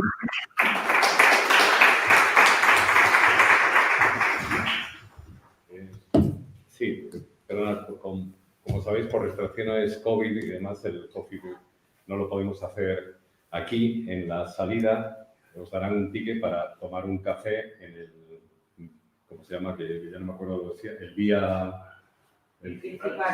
principales, que podéis ir a tomar el café allí, y volvemos para la sesión de las 12. No os perdáis con el café, pero nos obligan a no poder hacerlo aquí. Entonces salís y en la puerta os dan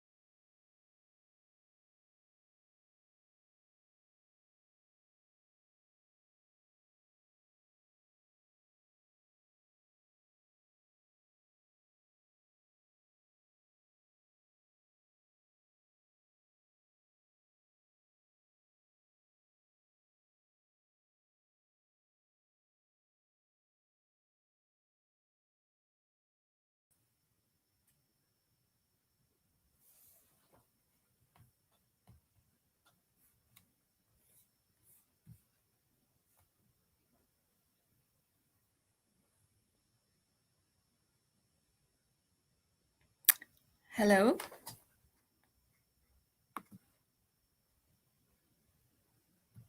Do you hear me?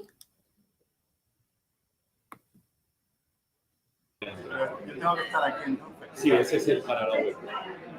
¿Te llegó lo de la presentación? ¿No? Sí, lo tengo. Y la...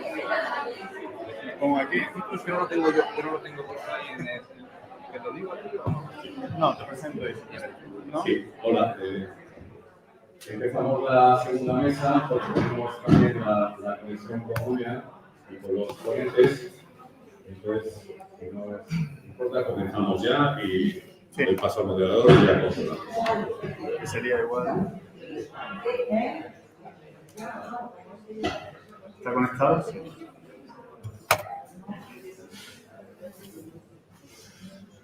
Hola. Buenos días. Buenas tardes ya. Vamos a guardar un poquito de silencio, sobre todo para comprobar si la conexión con UMEA funciona bien. ¿No? ¿Vosotras? ¿No? A lo mejor es que no se proyecta vivos con la máscara. Sí, a lo mejor la tengo. ¿Ahora sí? ¿Ahora? Yo aquí no tengo controles de sonido. Sí, ahora sí. El grande. No sé la sensibilidad que tiene el micro, ahora sí. Bueno, pues buenas tardes entonces de nuevo. Continuamos con esta mesa. La segunda del día. La mesa tiene un título, ¿no? que sí que quería recordar. Yo soy Luis Rivero, o David Rivero, porque tengo dos nombres de David Rivero, si lo habéis visto en el programa. Soy profesor de la ULE, de la Universidad de León, ¿no? Y para mí es un placer estar moderando la mesa. Yo voy a ser simplemente moderador, voy a hacer una pequeña introducción y luego doy paso a los que van a intervenir, ¿no? A los diferentes compañeros. Y bueno, el título de la mesa sí quería recordar lo que es la ciudad como experimento. Bueno, un título un poco abierto o muy abierto, dónde están los límites de la ciudad, y evidentemente, bueno, pues ya se ha ido abriendo el debate con la primera mesa y hay muchísimo por discutir. Quizá con temas tan abiertos podríamos, bueno, quedarnos aquí durante horas, días, semanas, meses, no sé cuánto tiempo, ¿no? Y todo sería muy interesante, pero sí que es verdad que tendremos que intentar focalizar mínimamente. Y quizá desde el ámbito... Bueno, yo no soy de León, pero desde el ámbito leonés, desde España, sería interesante utilizar este título para darnos cuenta, también con los compañeros que han hablado desde el Reino Unido, que quizá en nuestras latitudes nos falta un poco un sentido de estrategia, ¿no? De estrategia de futuro, ¿no? Y esa idea de la ciudad como experimento rápidamente nos está lanzando hacia el tiempo futuro, ¿no? Porque evidentemente esa idea de la ciudad histórica, de la ciudad visitable, la ciudad turística que tenemos un poco aquí, parece que es una visión como muy cerrada en el pasado. Realmente como una ciudad que se puede disfrutar, que se puede visitar, que aconteció, pero que en el tiempo presente y para el futuro no sabemos dónde llegará, si es que llegará, ¿no? Entonces será un poco seguir un poco una línea, ¿no? Que nos haga ver que hay un debate abierto en otras latitudes donde se lleva trabajando mucho tiempo con estos aspectos de la cultura y probablemente en España todavía no nos hemos sentado lo suficiente, ¿no? Durante el suficiente tiempo y con esa perspectiva de futuro para plantearnos qué tipo de ciudad y qué tipo de ciudad cultural queremos que sean nuestras ciudades, ¿no? En ese tiempo futuro, ¿no? Desde el presente y hacia el futuro.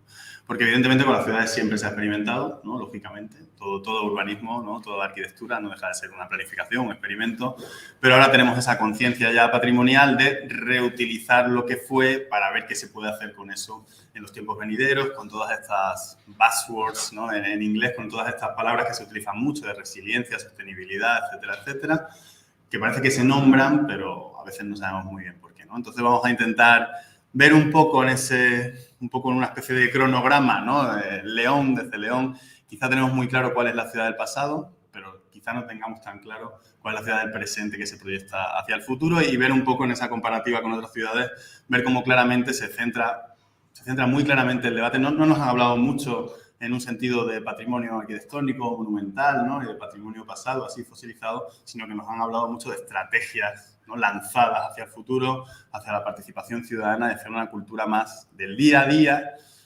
y que acontece, ¿no? Que no está físicamente, sino que acontece en un proceso abierto. esa sería mi única intervención, ¿no? Porque no quiero prolongarme más para dejar un poco el terreno abonado para los compañeros. So I guess now I should change to English, probably, or not. Yeah. So I don't know if Elena Smith can hear me there in Umea.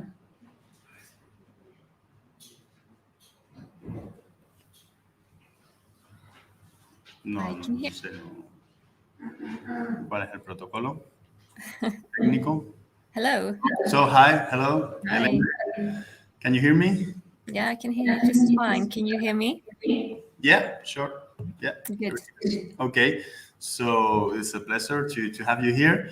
So I don't know if you listen to me in Spanish, so so you don't know what I said, but we are starting now with you this talk, and we can see you.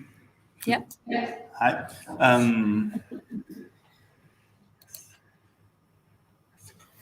So great. So once again, it's a pleasure to have you here. This Elena Smith, president of culture in the city of Umea, or president of culture. I don't know exactly what is the name of your role there, but you can tell us.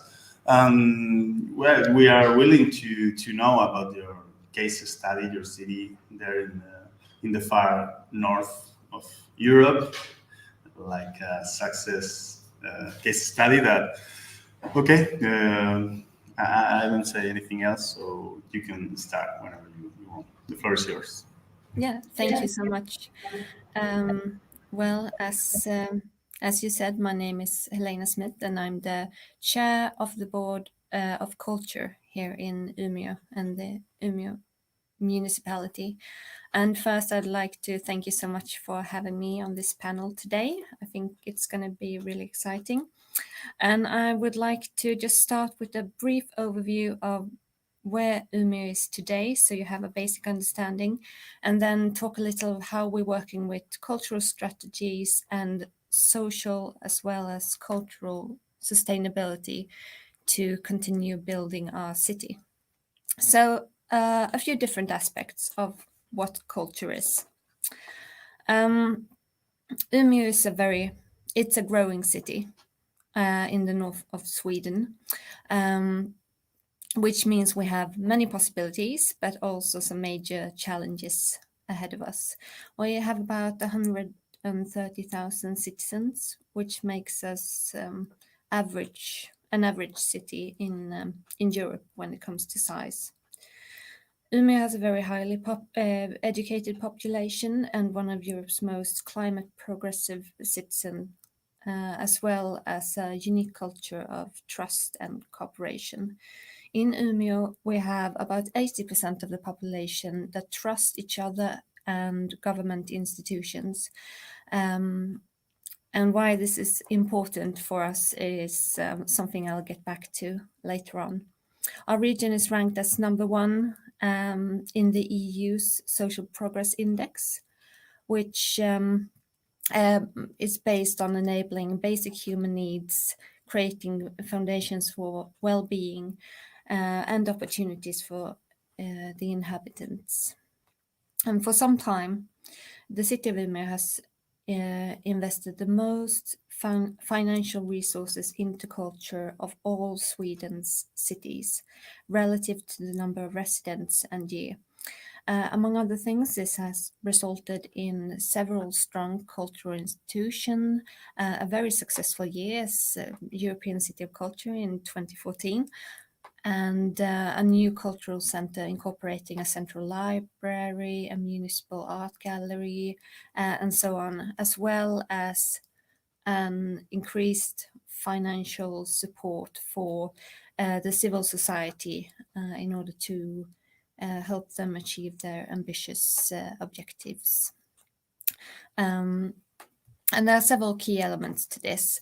For one, it's our association life or the civil society in Umeå. We have a very active population when it comes to association life, which are vital in in building and enhancing these values of trust and cooperation, and creating spaces where people meet across boundaries of class and social background and age.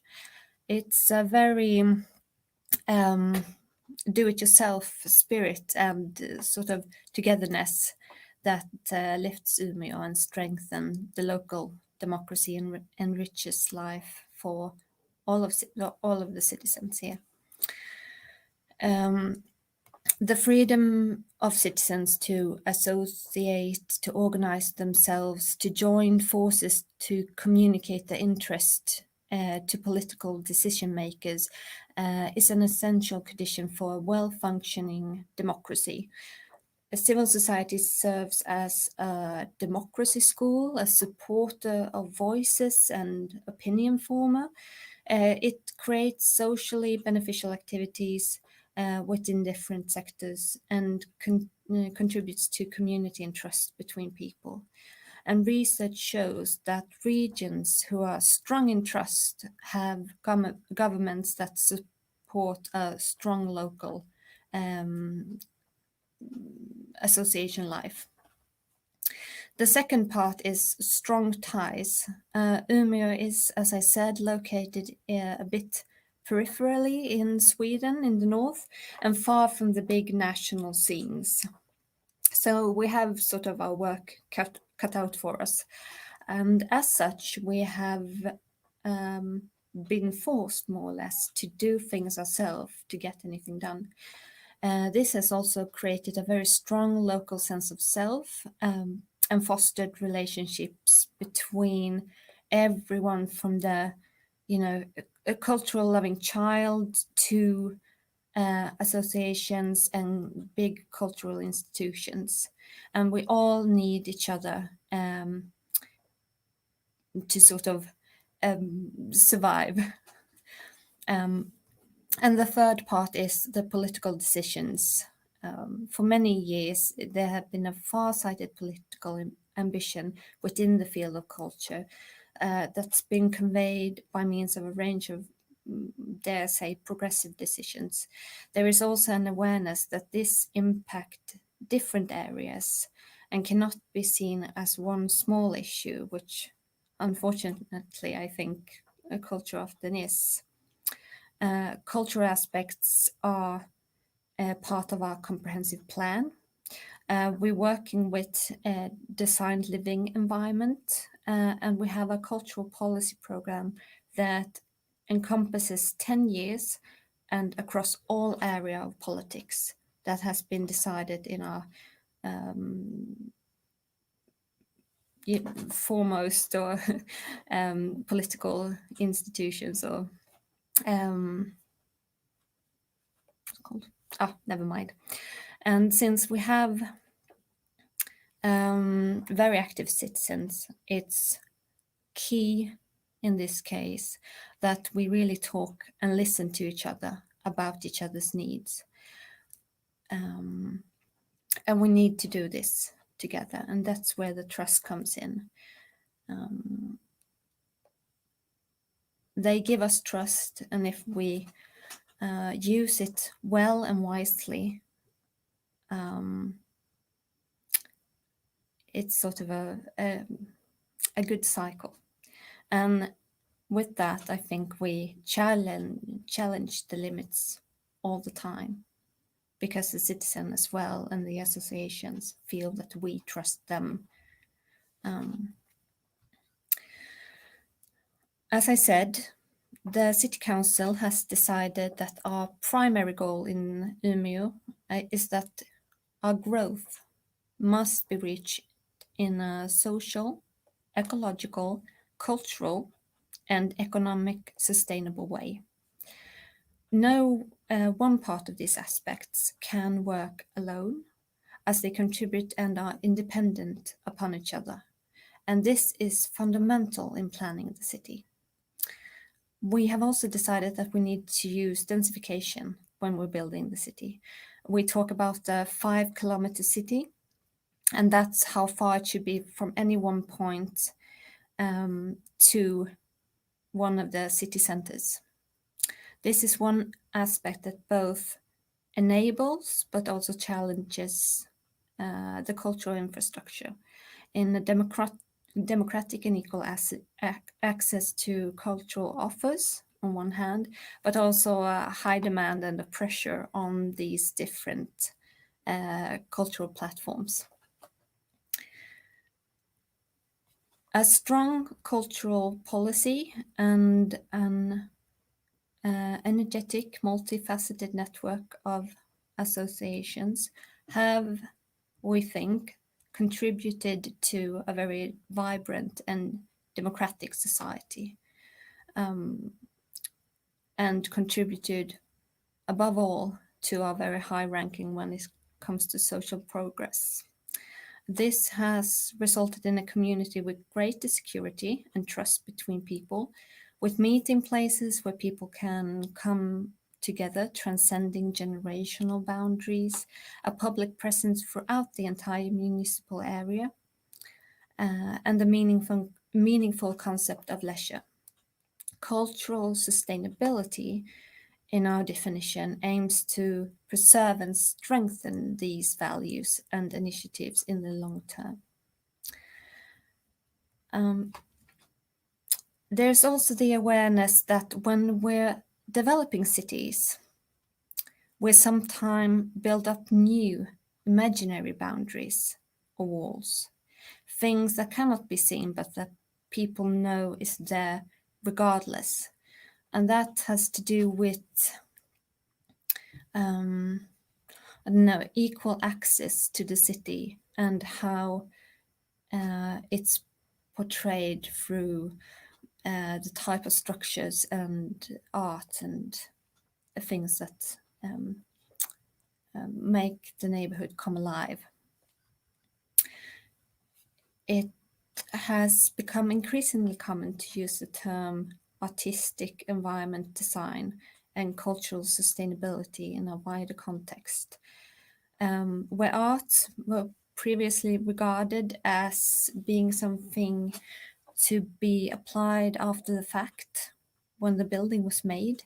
Artists are now increasingly becoming an integral participant in the complicated process of designing public spaces and answering questions like, what do we do with the spaces between buildings to make it come alive, to make people feel welcome, and where do we, from a democratic viewpoint, fill it with,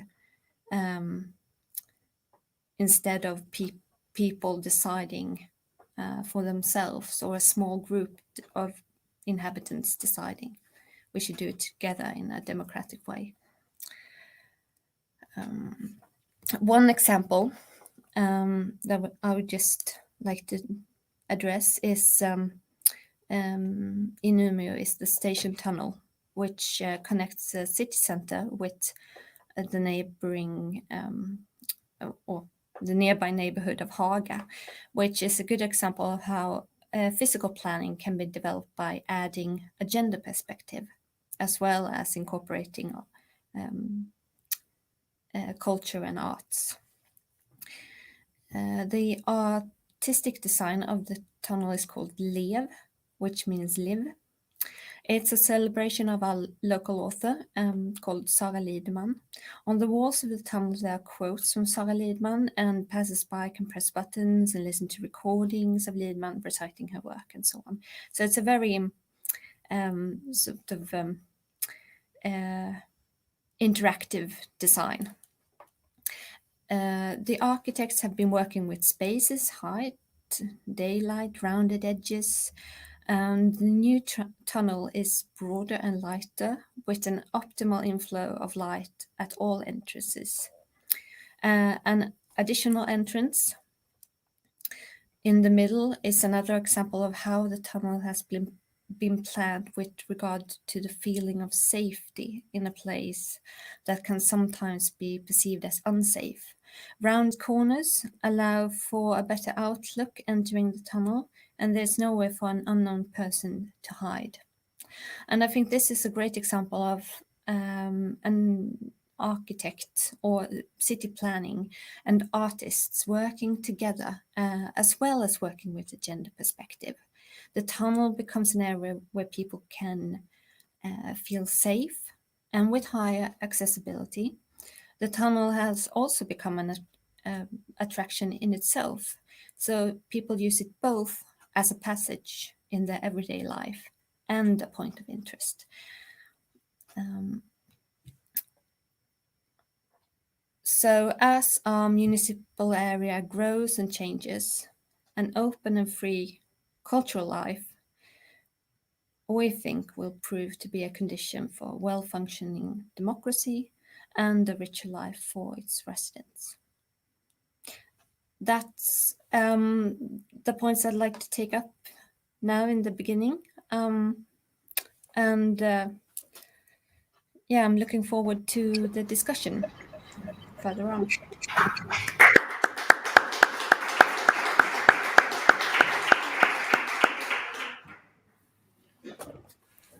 Okay, thank you very much. It was a pleasure.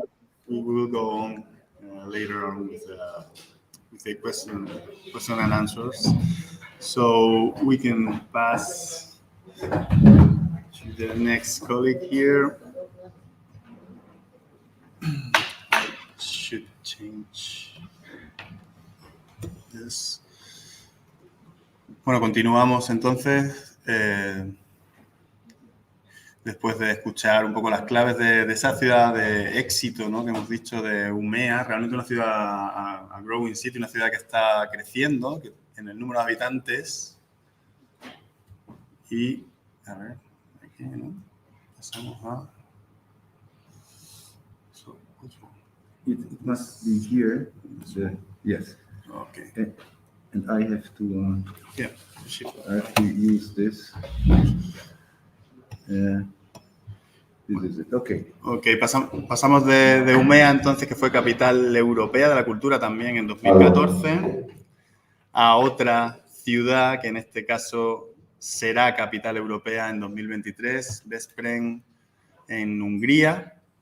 So I introduce you to János Togay. That was okay. The artistic director artistic and creative director of this project of the Capital of Culture, European Capital of Culture of 2023 in Veszprém.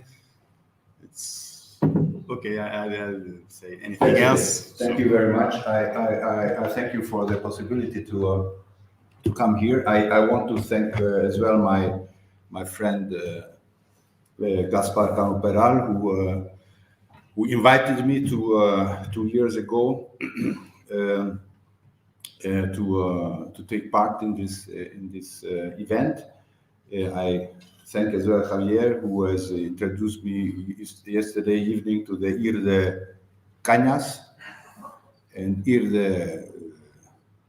de Tapas, which I think is a basic, good basic cultural formula, not only for drinking and eating, but hopping from one cultural place to the other. So it might be some strategic starting point of for Leon, if you want to do something. And now I'm going. My colleagues have had already successful European Capital of Culture cities. We are just preparing it, so I don't know if it will be successful. So it is a question of the future. As far as I'm concerned, I come from movies and theater and writing and cultural diplomacy and public space installations, and now I'm the creative advisor of Veszprém, which is a city of 60,000 people. Hungary has 10 million inhabitants, so 60,000 means mid-sized city. Now I have to learn this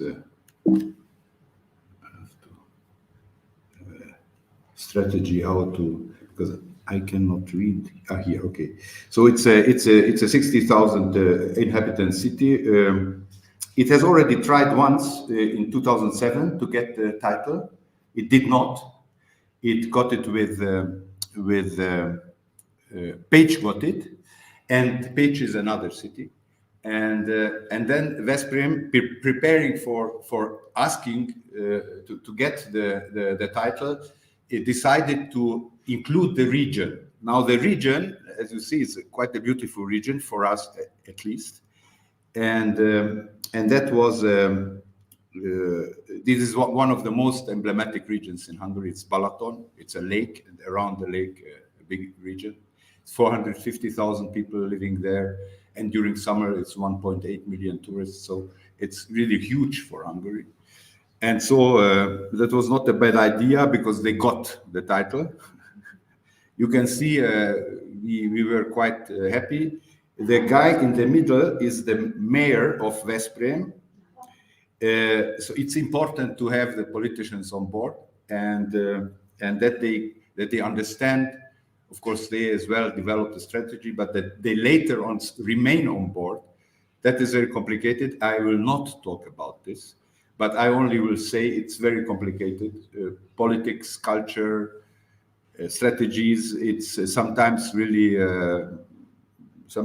you say, okay, do it yourself if you want. But that's a challenge. But everybody would know. I don't know. It's certainly much easier in the north, where you have democratic history. We are not that lucky. But so our slogan will be creativity. This word is very suspicious. Once we could perhaps talk about what does it mean, because it's really used every second sentence. What is it?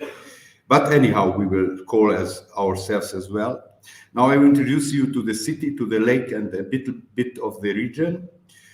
The city is the oldest, one of the oldest cities. It's 1,000 years old. For Hungary, it's quite old.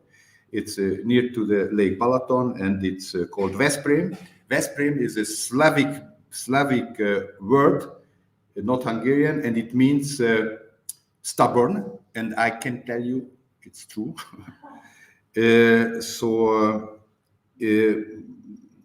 But it is built. It is a nice place. It's built on 7 mounts, and now the theme of this discussion was the city wall. We have no city wall because Veszprém did not have the right to have a city wall because it was not a free royal city but a market city. It was under the bishop, and the bishop did not want to have. That was not the interest of the bishop to have very autonomous bourgeoisie. So they had not the right to build the wall. They asked for being a free royal city for 150 years, but they did not. What I'm doing here? They did not get the right. Now, the diocese is there, so the bishopric, and the city was based mainly on agriculture and small manufacturers and handicraft. So no industries at all. In the end of the 19th century, it opened up, and the minorities who had smaller rights, like the Jews and the Protestants, it's a very Catholic city, could start to make the commerce, and that was very important because these are the minorities who are very industrious and not relying on the feudal structures as the Catholics were, more or less.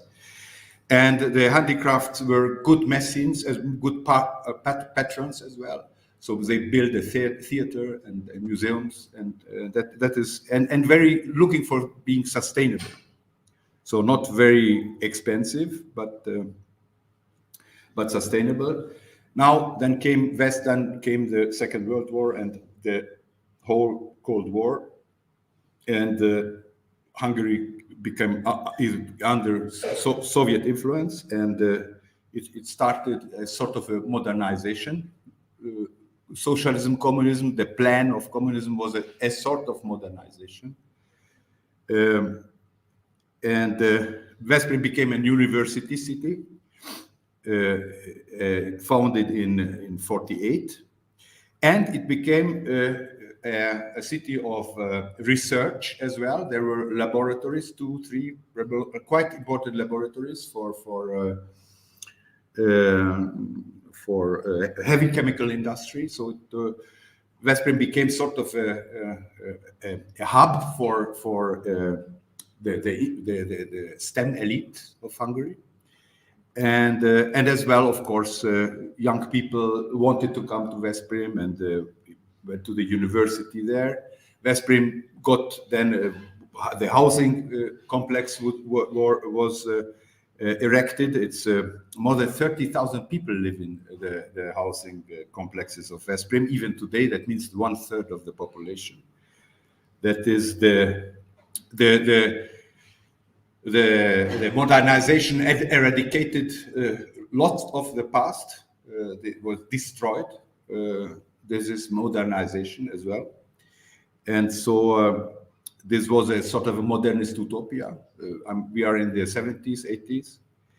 Then we had a chief party secretary of the county, Mr. János Pap, who in the night would go out with his chauffeur in the town and would design how the town should look like. And so he wanted to have a Veszprém as a socialist Manhattan. He even made one of the skyscrapers, 20 floors. We have it in Veszprém, but it's, you know, if you go to Veszprém, you see nothing but only this skyscraper from the distance as well, from the region as well. And now, after the fall of communism, Veszprém has a little bit lost that direction and was looking for its meaning. For example, the research institutes were closed. Why? Because they were not very profitable, and it was easier to adhere to the Maltese already made all these the research, etc., etc. So there was no political intent to invest into homegrown research. That meant that wait for the Balaton. That meant that young people left the city. The university shrank from, I don't know, now it's, I don't know how many students they have, perhaps 12,000 or something like that. But from a very important university shrank, and lots of people left the town, but at least not very much came to change the generations. Now that is Veszprém, very short. Now Balaton, the lake, well, this is a big lake, 72 kilometers. The red, what you see there is Veszprém on the northeast of the lake. It is the place of national happiness. We go to the lake, it's 72 kilometers long. It's the biggest lake in Central Europe. All the bigger lakes are in the north, in Finland or Russia or Sweden. And we are, even the Lac Geneva is behind us. So it's very important for us. It's a big region, and it's as well a lifestyle. It's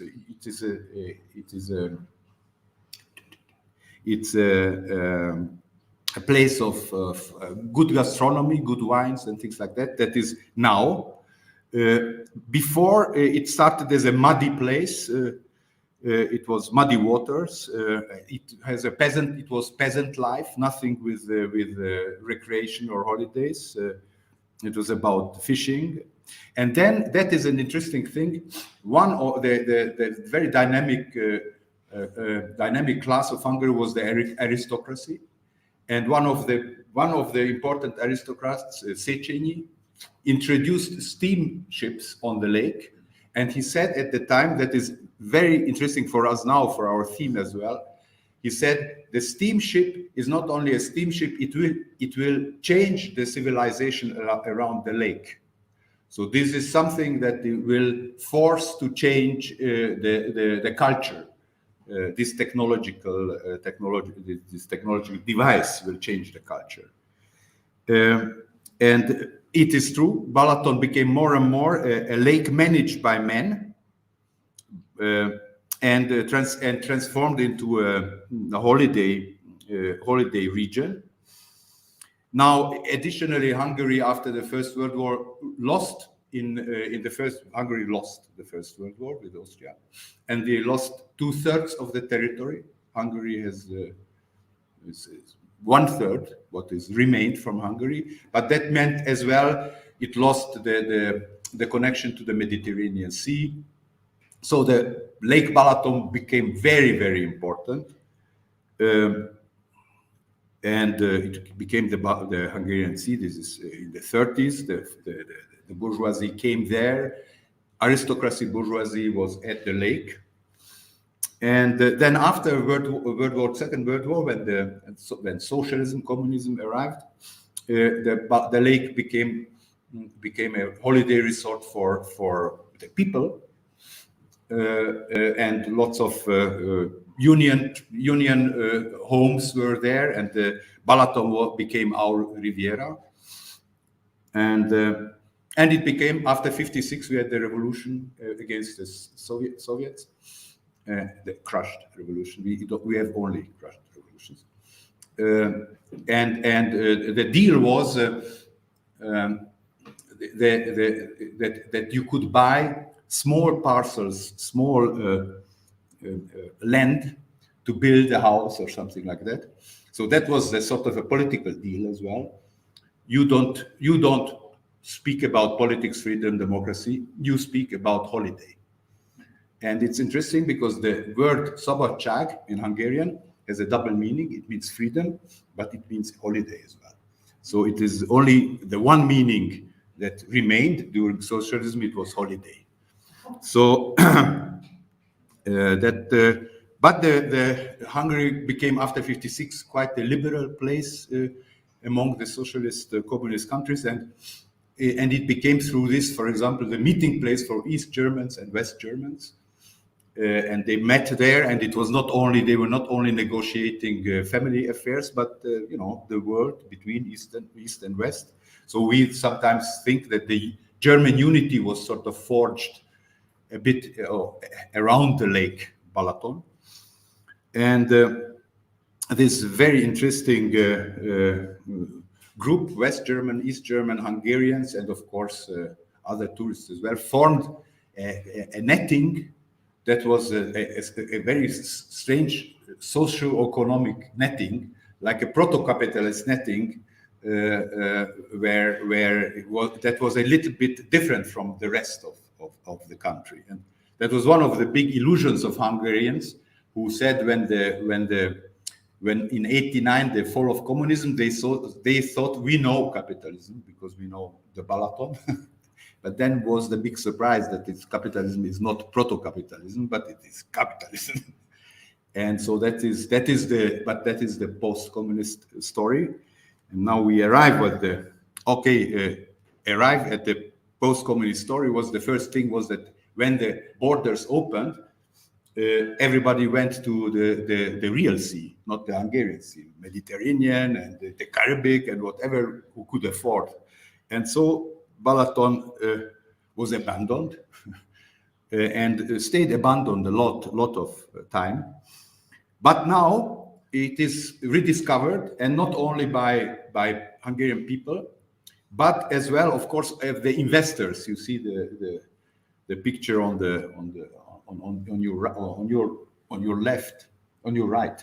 It is quite a big problem because it's getting to its limits. This lake, and now Veszprém and Balaton. This is a photograph taken from Veszprém, and where you see the arrows, there is the Balaton. So it's 15 kilometers, and it is Veszprém is the most important city in the region. And our idea was how to put these two things together, Veszprém and Balaton. Of course, there were lots of ties, but what is the strategy? And now you will not be surprised that we will have the words like cultural and creative. But this is was the aim. It is to strengthen the ties between Veszprém and the Balaton region, to give new meanings to this connection. We have heard that already. This, with the other expressions, new narrative, and to reposition the whole region as a creative cultural region, that it can as well be home to creative cultural industries, but Veszprém should be the hub of it. So that is to give lots of strength to Veszprém, that Veszprém sort of should dictate how the region develops. That's of course not possible, but you can always wish something. Now, some projects that might help in this undertaking. One, when I arrived in Veszprém, the mayor, that was very interesting because it's very interesting to enter into a city, not like a normal somebody, hello, but immediately through the mayor. So I arrived and I sat with the mayor and he asked, do you have any idea? I had the impression that he is asking everybody who comes there, do you have any idea how we can make this city a creative hub or something like that? And I said, let me think a little bit. And then he told me all the directions they have already tried. I will not tell you the directions, but they were not good directions. That was my opinion. And now what later on came on the way might be something can be something that can transform the city into a creative hub, perhaps. And this perhaps is a bit like the steamboat of the Count Széchenyi that I told you. That is a technical device that might change the civilization there. Code is our big plan. We don't know still how the finances. Later on, we perhaps talk about it in the discussion. But I will show you a little bit what is the basic idea of code. This is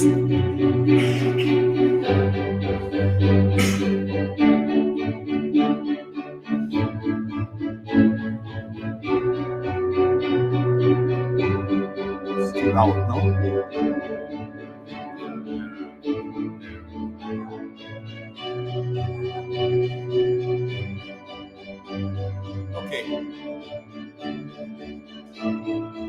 So this is a digital immersive. Yes, great. This is not we did the methods, of course. It does not exist yet, but it will be a place where you can have this digital immersive art, and that can be arts, technology, science. Interactive. It will be quite big. The main hall, what you see, will be around 2,000 square meters, so huge, 9 to 10 meters high, and it can, of course, harbor different things from technology to museum art, fine art, interactive art, etc., etc. I think that is enough, and you sort of understand the idea. Oh no. How do I proceed? Going. Okay. And but that seems something very. It's very ambitious. I know. We know. It's not easy to convince people to. But what is even more important is that we want to have a laboratory that is working for code, but working as well, looking for possibilities of new narratives and for the possibilities of immersive digital art or digital technology, for that matter, not only art.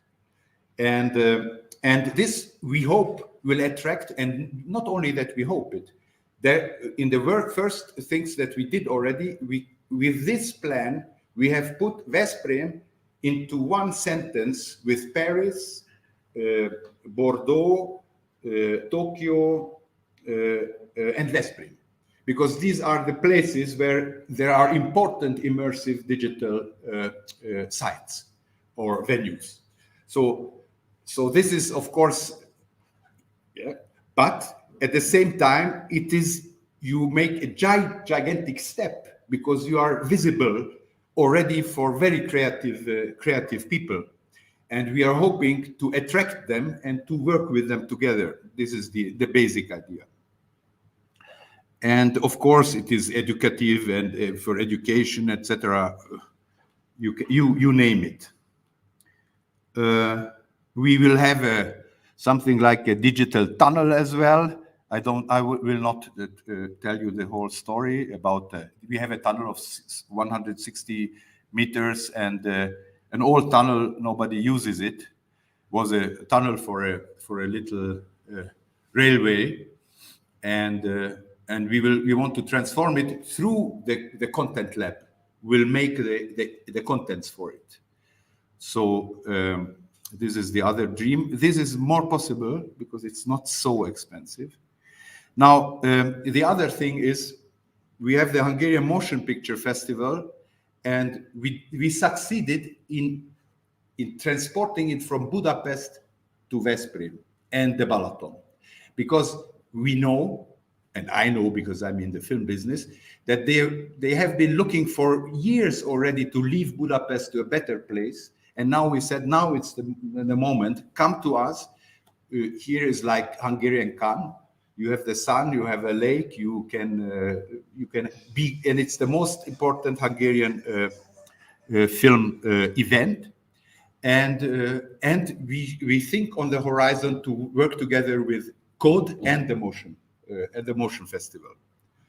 So that is, if you want some strategy. Okay, the cultural networks that we have discovered around the lake, if we see there is something going on, because there are lots of grassroots, if you want, events going on around the lake, not with the municipality, but people who themselves make something, and we enter and give them a push, and we want to have 10 or 15 these types of places, and we call them a cultural net, and we will get them into the touristic offer, of course, of the lake as well. And Balatorium is an experiment for us to make a platform, because of course Balaton is a lake, and of course ecology and climate change, of course everything is visible on the lake. But not only that, all the social problems are visible on the lake. A lake that is 72 kilometers long and 12 kilometers wide, and all the people have their holidays there, and all the investors are there, of course, is a mirror of society. And so we want to have a platform how to negotiate this lake, but the platform is cultural and artistic and interdisciplinary, so not political. Of course, everything is political, but it's not like, it's like to take into consideration all the stakeholders. So this is Balatorium. We work with a lot of stakeholders together. What is going on here? Okay. And some little things only additionally, and I finish. We will make an off festival that season. We call it off festival for literature in the town, in the whole, the restaurants of the town. It's literature, but we will, of the city, but we want to have it going into the region as well. The region is more and more gastronomically, I invite you, it's great. It's really very good. And wine making is very good. We are not into red, we are into white, but it's very good. So these are the literature venues, if you want. Then we think of a new musical festival called Chacon Festival. I don't know if there are musicians who know Chacon. Is a Baroque dance. One of the best, one of the most beautiful chacons is made by Bach for the death of his wife, Anna Magdalena. And but this will be an interdisciplinary festival from electronic music to classical music. The only thing is that you have to have the format of a chacon. Chacon is a Spanish Baroque dance. Now I remember. Pardon me? Zacone. Zacone. So, and of course, we want to have Veszprém as a place where the creatives want to stay, because the problem is that we want them to stay there. So we are trying to transform the city into a place where the venues are interesting and the life can be interesting for the people who stay there. We have a little bit of a chance with this pandemic, because people are leaving the big cities, and we have one big city, is Budapest, and lots of them come to the Balaton Lake and settle there. And so we think to invite them and say, yes, come, we have no pandemic here. Of course we have, but it's another lifestyle. It is more possible to go over the walls of the city. You don't have to be there. You can be everywhere, but you can live your analog life in a beautiful surrounding. That is the Balaton. That is the city of Veszprém that you don't really know because you were always swimming in the lake. But now you can come to our city because we have the restaurants here, and you have all the possibilities for your children. We have the schools and etc. So, and this we hope will change the city for the best.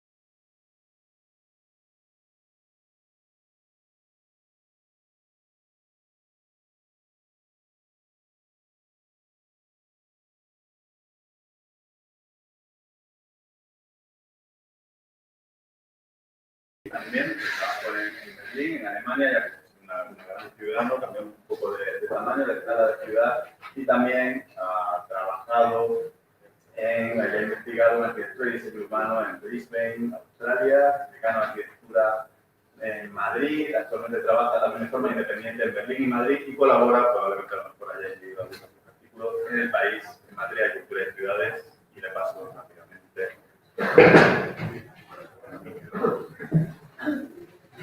Muy bien, pues muchas gracias, Luis David, y muchas gracias a Javier Lanza. También me sumo al agradecimiento que ya nos ha hecho Gaspar Cano, que no puede estar aquí, pero que ha sido, digamos, un poco también la persona con la que he podido comentar un poco cómo orientar esta charla.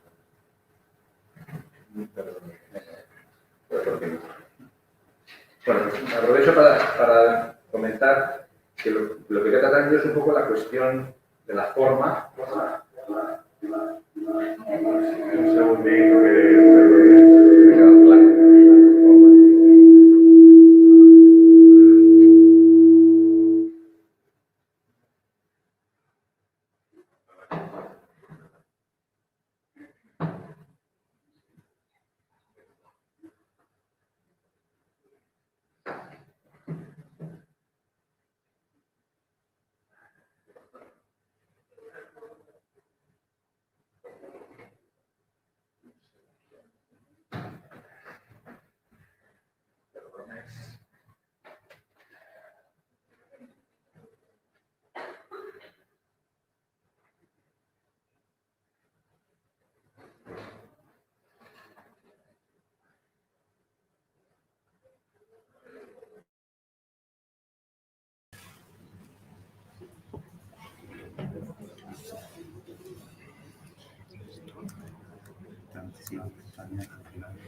Sí.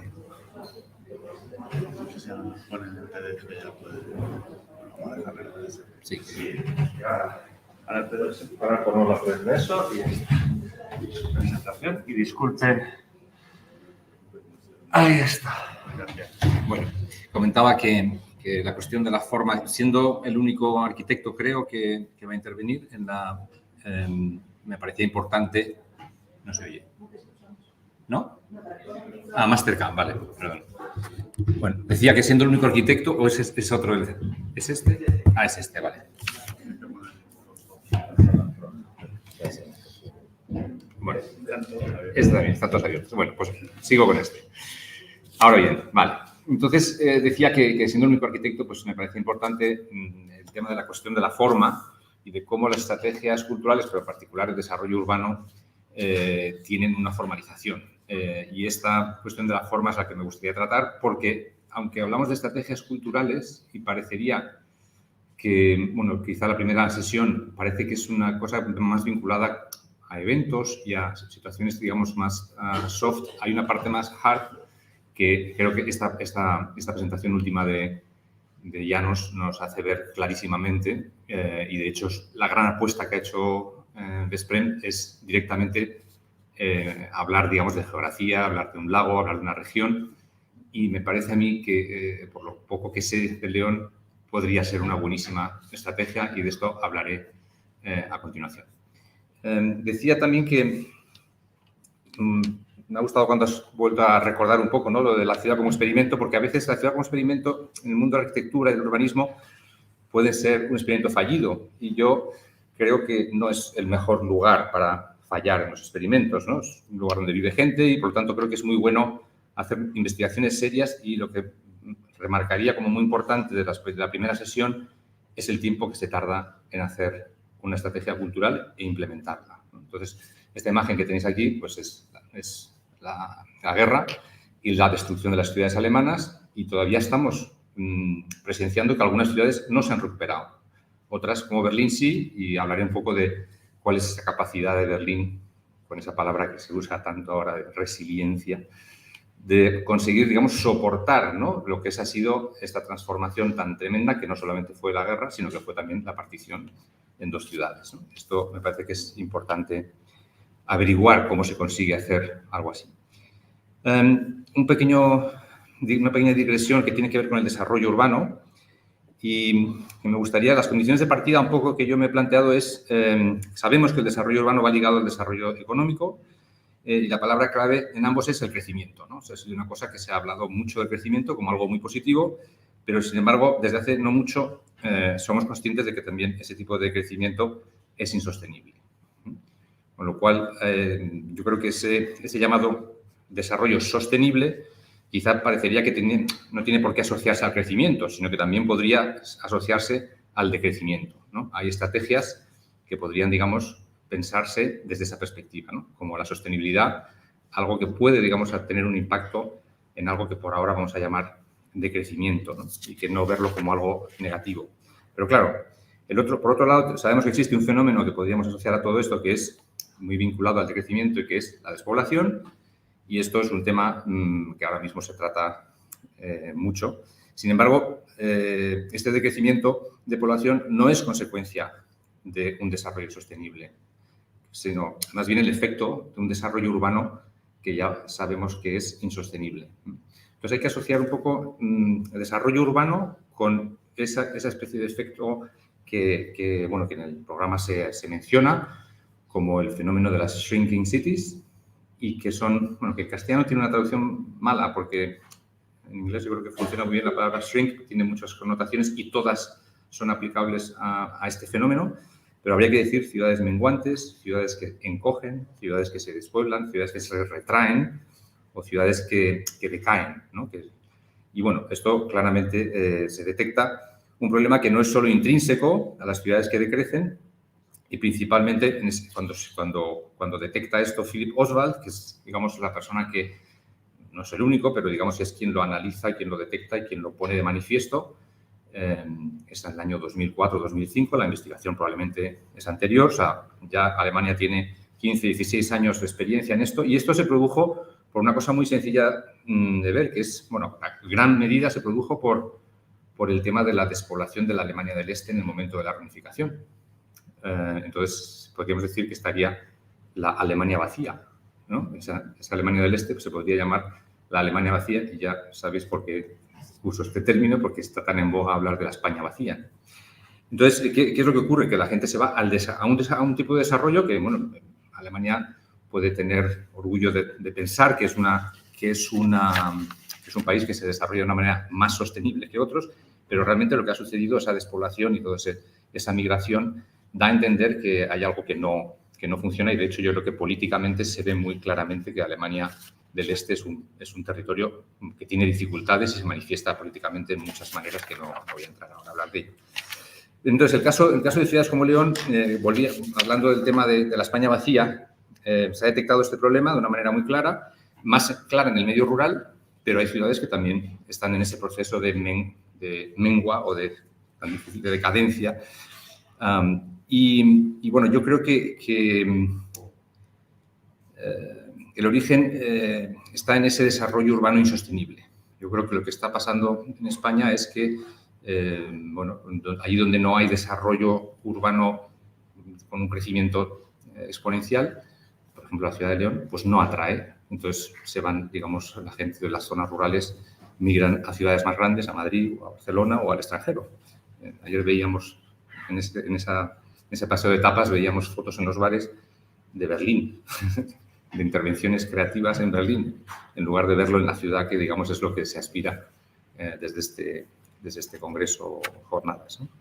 Entonces, el término España vacía o vaciada, a mí me gusta más el término España vacía, pero sin embargo el de vaciada es muy revelador, porque yo creo que lo que está diciendo es que hay algo que la está vaciando.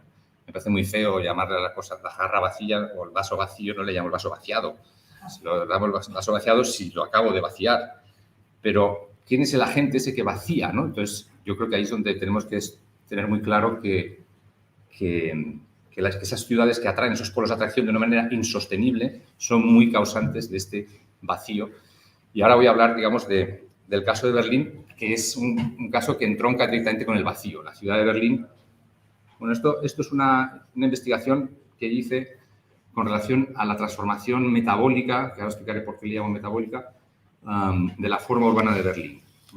Y es una investigación que tuvo lugar a raíz de una invitación de Gaspar Cano al Instituto Cervantes para hablar de la construcción en el vacío. Berlín en el año 2006, 2010, que es el tiempo que yo estuve allí como en la cátedra de la Technische Universität, estaba todavía en esa duda de si realmente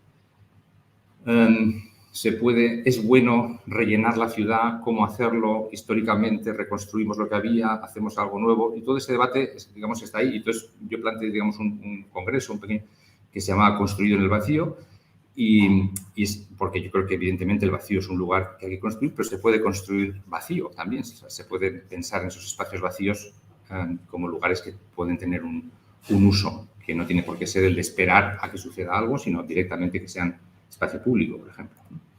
Entonces, bueno, pues esto es el centro de Berlín antes de la guerra, y esto es los vacíos que quedaron.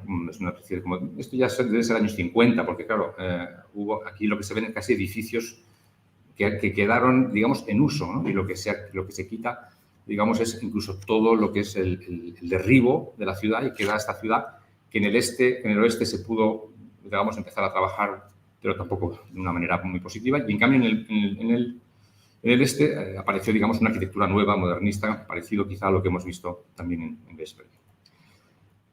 Entonces, bueno, es evidente que la forma urbana, ¿no?, sufre una serie de transformaciones, y yo creo que cualquier cartografía cuando uno hace un plano de una ciudad, en el fondo está haciendo una propuesta de futuro casi, pero reconociendo que ya ha existido un pasado casi obsoleto, ¿no? Entonces aquí, por ejemplo, este plano es un plano de la industria en Berlín, ¿no?, que se ve ya como un mal que está sucediendo en torno a la ciudad.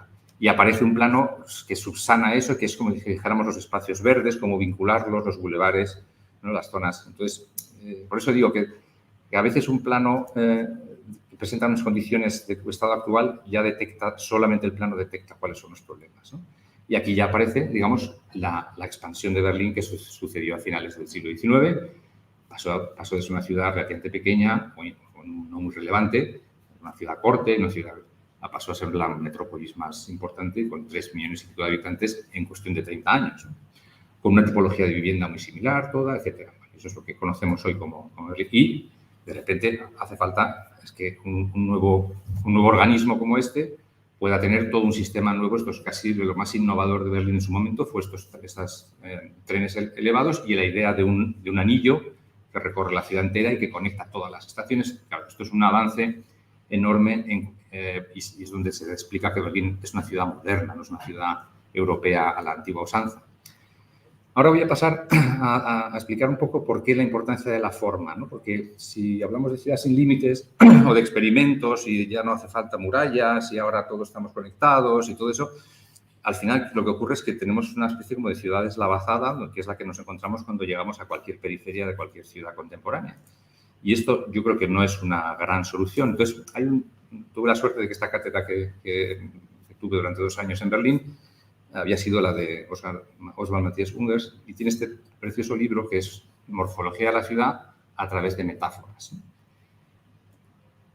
Es casi un libro que se puede mirar sin tener que explicar, ¿no? Aquí hay una palabra a la izquierda que es, digamos, la que él se centra, el foco. En este caso es la defensa. Es muy clara la evocación metafórica. En este caso es la protección o la coraza. Entonces, ciudades que se asocian a formas muy... La articulación, esto ya es una ciudad planificada moderna, con lo cual no es cierto que sean solamente las ciudades históricas o antiguas las que puedan referirse, digamos, a una forma determinada y que puede ayudar a saber que lo importante de esta ciudad es cómo está articulada. Esta, por ejemplo, que es unfolding, ¿no? Abriéndose, una ciudad que se abre, como pues esto me parece que son el plano regulador de Copenhague, que es famoso por los dedos, ¿no? Y en este caso la ciudad de Venecia vista de una manera muy bonita, que es este encuentro entre dos islas que se abrazan en torno a un canal. Yo creo que ver las ciudades así ayuda a entender un poco que se puede ser consistente con una idea, ¿no? Si Venecia es un lugar de encuentro o si la otra ciudad es una ciudad articulada, esto ya son cosas más evidentes. Una ciudad en la India, ¿no? que tiene esa planificación, digamos, más utópica, y esto como un chiste, pero que tiene también su interés, ¿no? Que yo creo que podemos asociar la forma de la ciudad a muchas cosas y muy distintas, ¿no?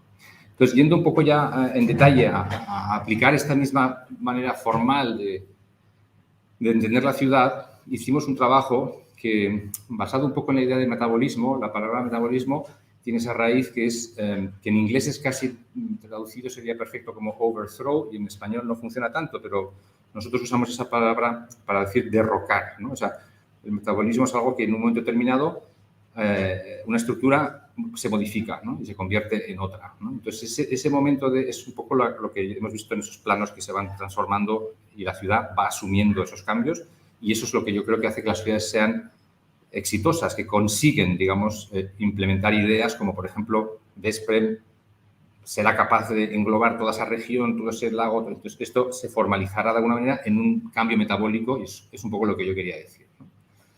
Y aquí, pues de una manera muy sencilla, hicimos una especie de historia con esos planos que he enseñado antes, que además son planos de un libro de Philip Oswald, también, el mismo autor que acuñó el término de Shrinking Cities. Philip Oswald tenía un libro llamado Ciudad sin forma, hablando de Berlín antes de que hoy probablemente sea vista como una ciudad muy formal y que se ha formalizado mucho, porque cuando habló de ese libro lo que hablaba era de esa especie de condición informe que tenía Berlín, pero que con los años, digamos, después de la partición ha conseguido ir, digamos. Entonces, aquí a la izquierda lo que yo hice fue decir, hay transformaciones en la ciudad históricamente que casi apelarían como a un único, o hacen hincapié en un único punto, o como si dijéramos, en un único agente casi municipal, como si dijéramos, ¿no? En este caso es el uso del suelo, cómo se usa el suelo y así se funda una ciudad, ¿no? Se asientan unas personas en un lugar que es adecuado y deciden que ahí puede haber una ciudad, hay un río, no se inunda, hay alimentos o hay unas vías. Y eso, por ejemplo, puede tener importancia para desarrollar la agricultura. En el siguiente caso, la defensa. Claro, una vez que ya tienes un lugar que genera excedentes, que tiene una cierta riqueza, pues a lo mejor tienes que centrarte. Y siempre a la derecha veis como que aparecen unas tipologías que son arquitectónicas. O sea, la ciudad se va construyendo pues, con una fortaleza que en un momento determinado ya es necesaria y aparece esa expansión que es, como si dijéramos, el departamento de planificación cobra sentido, hay que planificar cómo extendemos la ciudad.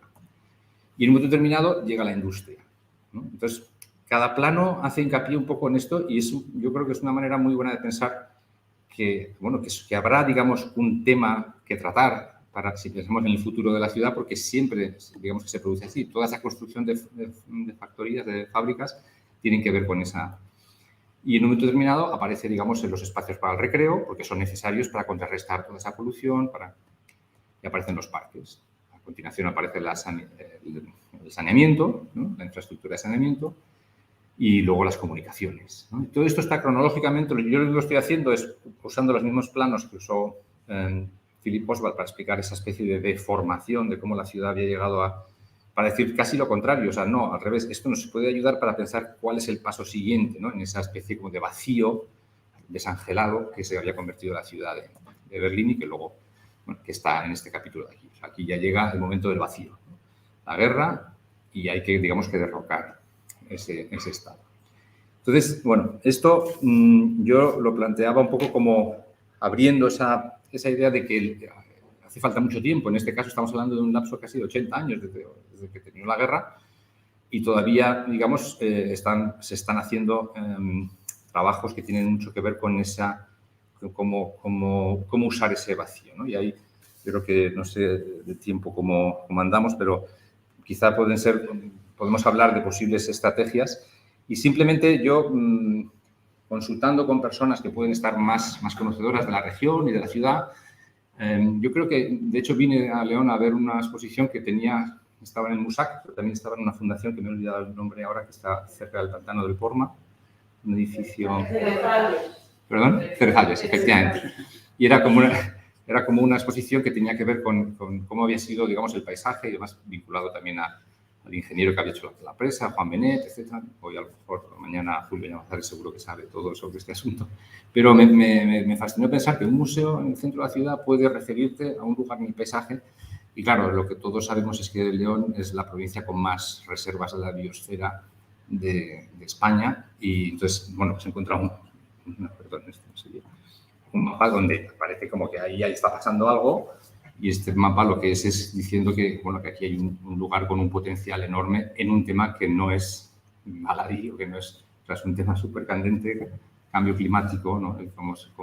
Y León está situado, digamos, en ese lugar que tiene, bueno, aquí en el plano sería por esta zona de aquí, con esa, digamos, esa posibilidad de que la forma que tenga lugar en esta ciudad, si utilizamos estrategias creativas, le preguntaba a Michelle hoy acerca de ese proyecto Kinship, que es tan interesante, ¿no? sobre temas medioambientales, de cómo incorporar los temas medioambientales en la cultura. O sea, que a lo mejor antes estaban en otro territorio y ahora, sin embargo, podría ser mucho más atractivo, pues porque... Y me parecía como un apunte simplemente a lo que podría ser el debate si hemos pasado de experiencias con éxito a experiencias más recientes como la de esta, y a lo mejor quizá hay que hablar un poco también de León como una posible experiencia futura. Pues eso es todo por ahora.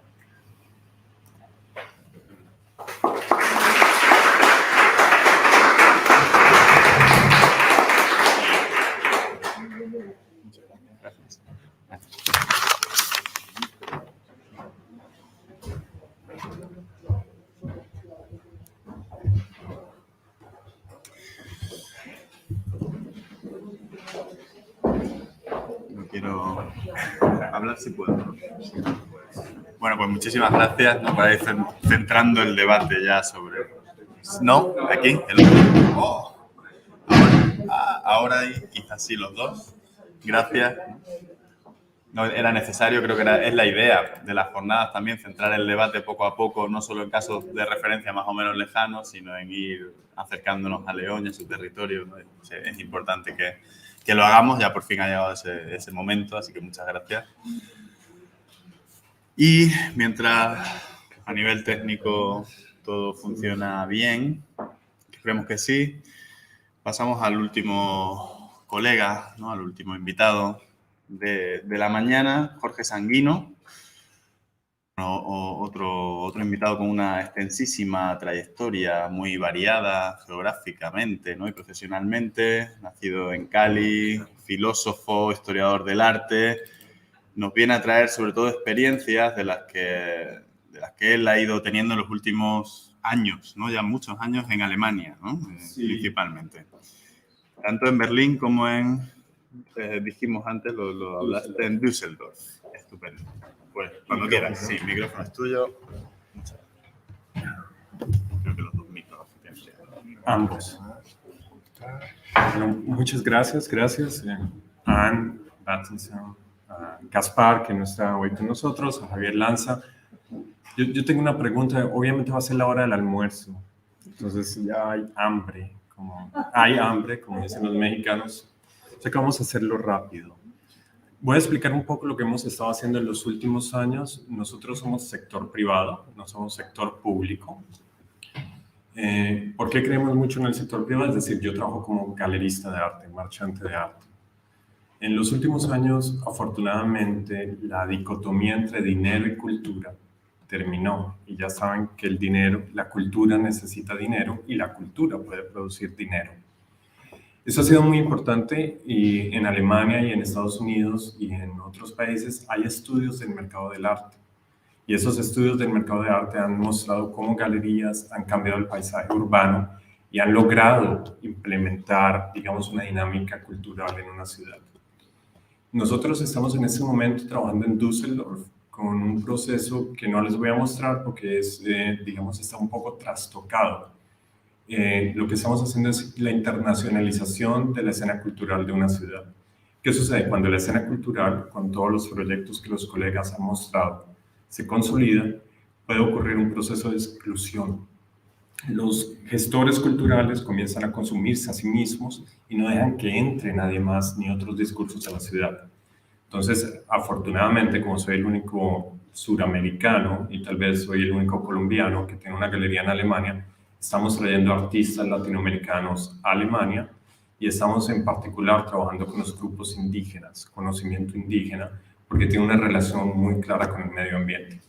Pero eso es como, el proceso ha sido muy largo, es un proceso muy difícil. Lo que voy a hacer acá es volver a un plano general. Me encantaría poder volver a León. Lo que voy a hacer es una mirada taxonómica histórica sobre dos palabras peligrosas que están acá, estrategias y la otra es ecosistema. La palabra ecosistema del arte es una palabra que se está utilizando muchísimo en los discursos y podríamos ponerla en duda, pero la quiero utilizar. Entonces, ¿qué les voy a mostrar a ustedes? Les voy a mostrar tres estrategias. Tres estrategias muy, digamos, sumeramente en un plano cronológico. Entonces, una de las primeras estrategias, y muchas vienen de ellas del sector privado o de agentes que comienzan a trabajar. Entonces, tenemos una que es la primera, que son eventos de muy corta duración que se repiten cíclicamente en una ciudad y que además de todo exigen que la ciudad se identifique con el evento o que la ciudad promocione el evento. Y claro, hay algo muy particular en eso, exigen además que venga mucho público. Entonces tenemos lo que se llama un turismo cultural. Voy a ir rápidamente. El mejor ejemplo es en la posguerra, es la documenta de Kassel. Kassel también, como lo estaba mostrando Luis, fue una ciudad que quedó completamente destruida. Y un caseleño, por llamarlo algo de alguna manera, alguien que viene de Kassel, Bode, que era un ingeniero diseñador, decide en el palacio que está detrás, que está completamente destruido, el Friedrichiano, inaugurar una exhibición mundial que se llama la documenta de Kassel. Le va muy bien, la documenta de Kassel hoy en día es cada 5 años, es muy importante, cíclica, es cada 5 años. Recibió el 2019, creo que sí, tengo que volver a contar, tuvo 658,000 visitantes, o sea que es un evento exitoso por alguna manera. O sea, estos fueron los modelos que están utilizando en la posguerra. En los 90 comienza la explosión de las bienales, el mundo se llena de bienales de arte. Si alguien tiene una duda qué es una bienal de arte, con mucho gusto podemos intentar responderlo. Estoy dando un ejemplo de la Bienal de Venecia, que es una bienal que comienza en el siglo XIX, a finales del siglo XIX, pero que realmente en los años 90 es donde comienzan a aparecer una gran cantidad de bienales y cada ciudad comienza a originar su bienal. La Bienal de Berlín, hay una Bienal de Estambul, y la gente comienza a ir de una bienal hacia otra. El efecto de la Bienal de Venecia es absolutamente exitoso. En 2019, 500.000 de visitantes para la ciudad. Y en los 2000 tenemos algo que es más interesante, que comienza la expansión de las ferias de arte. Y aquí les estoy dando un ejemplo de Miami Art Basel. Art Basel es una feria que ocurre en Basilea. El grupo que origina esas ferias decide hacer una feria en Miami, aprovechando que Miami está cercano al mar, tiene como un sabor tropical, hay latinos con dinero, la gente quiere huir del invierno, y en el 2002 originan Miami Art Basel, que llega en el 2019, el 2020 no pudo suceder, con 81.000 visitantes. Eso es para la feria. Esta feria atrae a tanta gente que aparece en ferias, comienzan a salir como hongos por todos lados, la ciudad se vuelve enloquecida, no se puede encontrar un hotel, pagas 3 veces más de lo que pagas normalmente y el modelo comienza a repetirse. Es decir, si ustedes en la vida quieren dedicarse a una cosa, de ir de bienal en bienal, de seguramente lo pueden hacer todas las semanas. Pueden ir del mundo entero, de una bienal a la otra, visitando otras ciudades, y lo mismo para las ferias de arte.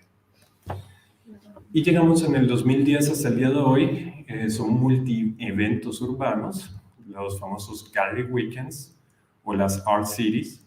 Como Art Basel le fue muy bien, volviendo Miami una ciudad tan cara, originando nuevos barrios también de diseño y nuevos, digamos también nuevos museos, decidieron hacer una propuesta que se llama Art Basel Cities y desde hace 3 años trabajan en Buenos Aires tratando de hacer el mismo impacto de lo que hicieron en Miami en Buenos Aires.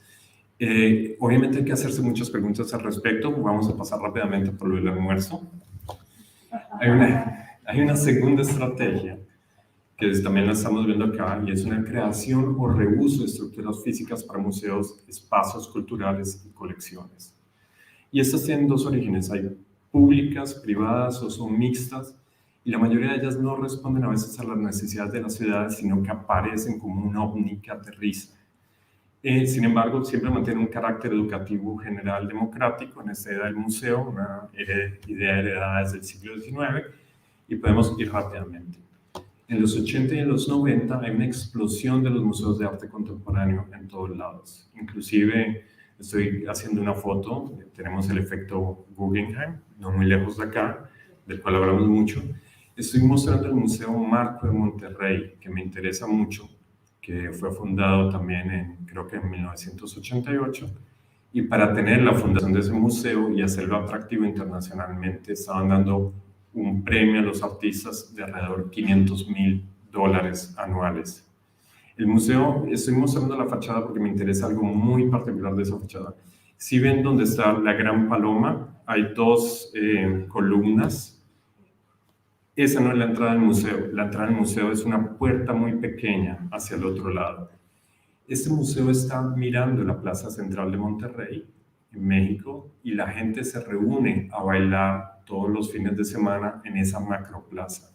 Si ustedes van de la plaza al museo, van a ver que la proporción de habitantes de Monterrey, cuando uno está dentro del museo, sería de una shrinking city. Si ustedes se quedan en la plaza de macroplaza bailando, se dan cuenta que es una ciudad dinámica. Es decir, hay proyectos fallidos, pero no quiero hacer juicios de valores en este momento, sino contar una historia de taxonomía. En los 2000, y es parte también donde está muy vinculado Berlín, aparece el uso de antiguas estructuras industriales abandonadas. En este caso estoy trayendo un ejemplo de la Spinnerei-Gelände de Leipzig. Era un lugar donde se hacía textiles, quedó mucho tiempo abandonado. En el 2000 la compra un galerista con ayuda de la ciudad y comienzan a haber talleres de arte, galerías de arte, cine, y digamos hoy en día esa Spinnerei-Gelände ha tenido el impacto del desarrollo de Leipzig, que es una ciudad cuyo también costo inmobiliario se ha subido. Y en el 2010, a partir del 2010 aparece un fenómeno muy particular y es colecciones privadas. Comienzan a construir edificios. Y comienzan a construir esos edificios para ubicarlos en ciudades. Si no me equivoco, digamos, en Santander está la colección Botín, un edificio de Renzo Piano. En México está el Jumex.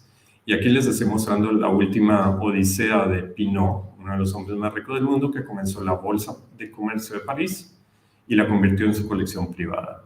Sin embargo, en ese momento en Ars también, para el desarrollo de la ciudad, la Lumas Foundation, que es una fundación privada, está construyendo un museo con talleres, con diferentes espacios para desarrollar la ciudad. Y vamos a la estrategia número 3 rápidamente, que es lo que, digamos, es lo que más hemos estado discutiendo acá, y es la apropiación y uso de espacios urbanos fijos para la clase creativa. Y aquí es muy interesante, porque no se puede hablar de una estrategia, porque no sabemos cómo comienza a suceder eso, por qué llegan artistas a vivir a algún lado. Obviamente, cuando las ciudades se vuelven muy caras, los artistas que tienen una gran flexibilidad se van a vivir a otras ciudades. A veces funcionan, a veces fracasan. Digamos, en 2005 había una gran competencia si Bruselas se iba a llevar a los artistas de Berlín y Bruselas se iba a volver la ciudad per se de arte. No funcionó por alguna razón. Y lo más interesante también es que los artistas responden a la ciudad, pero modifican la ciudad. Y en esa modificación de la ciudad hay una serie de conflictos gravísimos y muy interesantes al mismo tiempo. Digamos, hay un ejemplo del uso de los apartamentos o convertir el espacio de trabajo en un espacio de vivienda, como ocurrió en Soho en los años 80. Y obviamente no existe un público determinado, sino que es la ciudad misma la que está participando en eso. Perdón, acá salió un título por encima. Lo que más me interesa es que hablamos mucho como si fuera un fenómeno reciente. Cuando uno ve Blow Up de Michelangelo Antonioni, esta escena donde él corre con el carro, donde él está conduciendo el carro, realmente él está conduciendo en uno de los primeros lugares que se están convirtiendo en un centro cultural en Swinging London, ¿no? Y él mismo muestra cómo en su vida de productor cultural, él tiene fotógrafo de moda, tiene amigos pintores, está con modelos, va a restaurantes, va a las tiendas de antigüedades. O sea que ya hay un registro visual de Michelangelo Antonioni, inclusive en los 60, de lo que estaba pasando dentro de las ciudades postindustriales. En los 80 tenemos el arte por el arte en New York, Soho. Lo que les pongo es esta fotografía de este letrero en la entrada del edificio, porque dice AIR, lo que está diciendo es Artist in Residency, o in Residence, porque esa era la parte conflictiva, es decir, había mucha idea de desalojo. Así que los artistas, si se declaraban que eran artistas dentro de los edificios, se podían quedar, o sea que estaban siempre llevando este tipo de anotaciones. Obviamente Soho hoy es un día completamente abandonado. Si ustedes van a Nueva York a las 7 de la noche no se encuentra nada. Y los 2000 es un texto fundamental que está detrás de las teorías. No sé si recopila las teorías de lo que hemos estado hablando acá, pero digamos es un texto donde está recogido la gran cantidad de ideas de Richard Florida, que se llama El crecimiento de la clase creativa, del 2002. Este texto hay que verlo con ojos críticos, pero sin embargo reunió muchas de las teorías de los que hablamos, cómo producir, patrimonio, dinero a partir de la agrupación de la clase creativa. Y en los 2000 tenemos una explosión de barrios y de lugares: Berlín, Mitte, luego Prenzlauer Berg, Mexico City con la Condesa, luego Colonia Roma, Madrid, Lisboa, etcétera, etcétera, etcétera. Y luego vamos a terminar rápidamente, 2010, los hipsters. Y es un punto muy interesante porque ya no estamos hablando de un desarrollo urbano, sino que hay los hipsters, que a veces es un término peyorativo, realmente están describiendo un grupo móvil de gente joven, muy educada, que comienza a compartir códigos culturales en cualquier lugar del mundo. Y de hecho, por ejemplo, estos son hipsters en Tel Aviv. Bueno, es claro que hay en Tel Aviv. Pero hoy en día, para hacer el crecimiento económico de las ciudades, inclusive hay un Hipster Global Index. No, parece un chiste, pero es en serio. Están pudiendo medir cuántos cafés se están abriendo, cuántas barberías se están abriendo, qué procesos hay detrás, cuánta internacionalización está ocurriendo. O sea que... Y hoy los retos, que tenemos una consolidación, que es lo que la mayoría de ustedes están hablando acá, cómo evitar la población flotante o los llamados post-turistas, personas que viven 6 meses, un año en un lugar, creadores culturales, consumen el espacio, es muy bonita la palabra consumo del espacio, y al mismo tiempo originar espacios accesibles, evitar el encarecimiento de los espacios destinados para la creación cultural, es decir, no solamente y también lo de vivienda para los artistas, pero también hay un problema y es donde estamos nosotros ocupándonos en este momento, aliviar la tensión entre globalidad y localidad, es decir, lo hemos visto, lo estamos experimentando hoy en día en un lugar absolutamente rico como es Düsseldorf. Tal vez es la ciudad con más dinero para proyectos culturales de Alemania entera, con un per cápita muy alto y sin embargo con una academia de arte, con una feria de arte, es decir, con todo lo que hemos estado viendo atrás, y sin embargo no tiene una apertura, no solo para mí como latinoamericano, sino para ustedes como españoles, o si ustedes son artistas, las posibilidades de tener una recepción en Düsseldorf es muy baja a comparación de los artistas locales.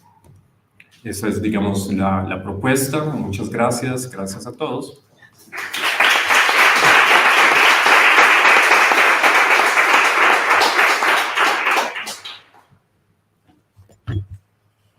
Pues muchas gracias. Sí, no sé si vamos mal de tiempo. Vamos a intentar hacer un turno rápido de preguntas y respuestas. No sé si sería conveniente que subierais. I don't know if Elena Smith is still there online in Umea. You can see here. Bueno, hay un montón de preguntas o de conceptos interesantes en el ambiente y... Perdón, sorry. Y no sé si hay alguna persona que quiere adelantarse.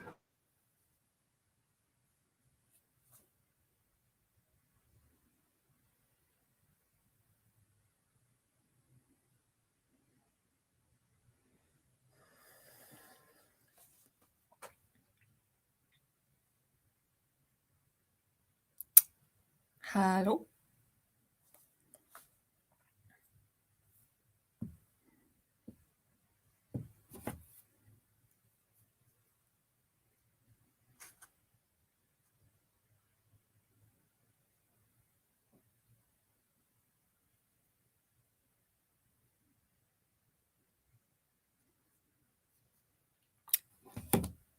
Hallå?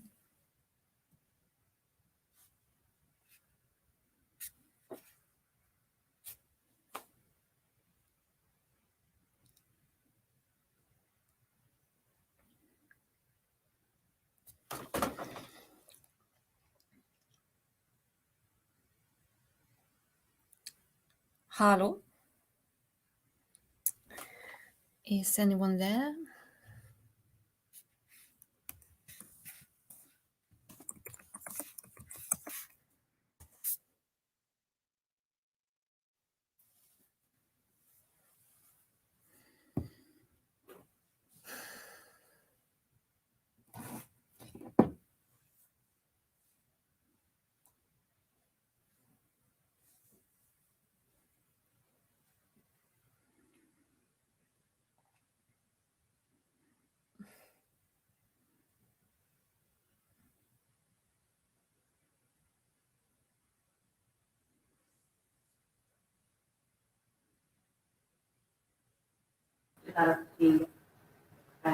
Commercial art.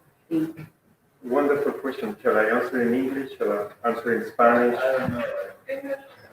English is good. I think this is the revenge for the question that Alex did.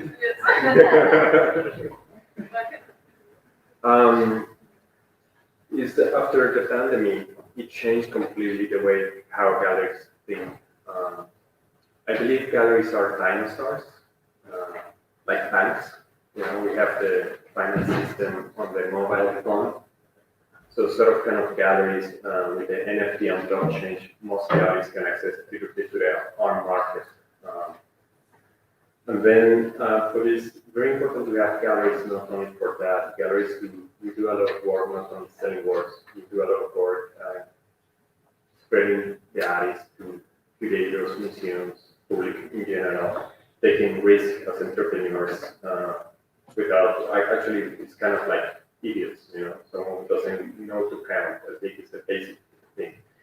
There was a lot of ideas how to bring galleries to other cities, and of course, the idea of like it's affordable.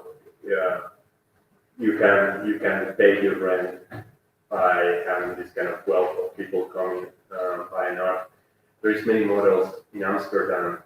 The government in the Netherlands buy works of art from the galleries per year. So that makes like Amsterdam have some galleries we know like at the end of the year they're going to have a kind of revenue funded by the state.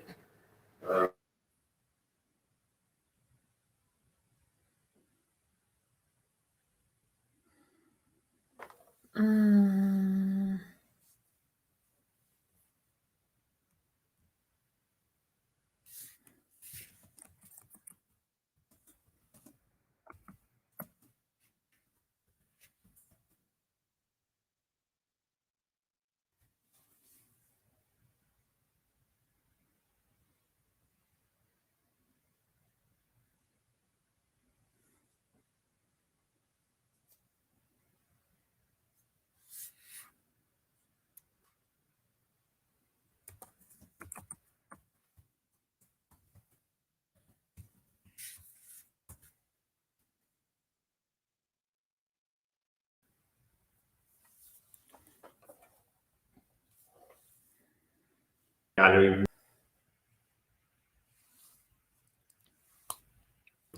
make a show on that space. Can I add something? So, because there are different, yeah. Los dos.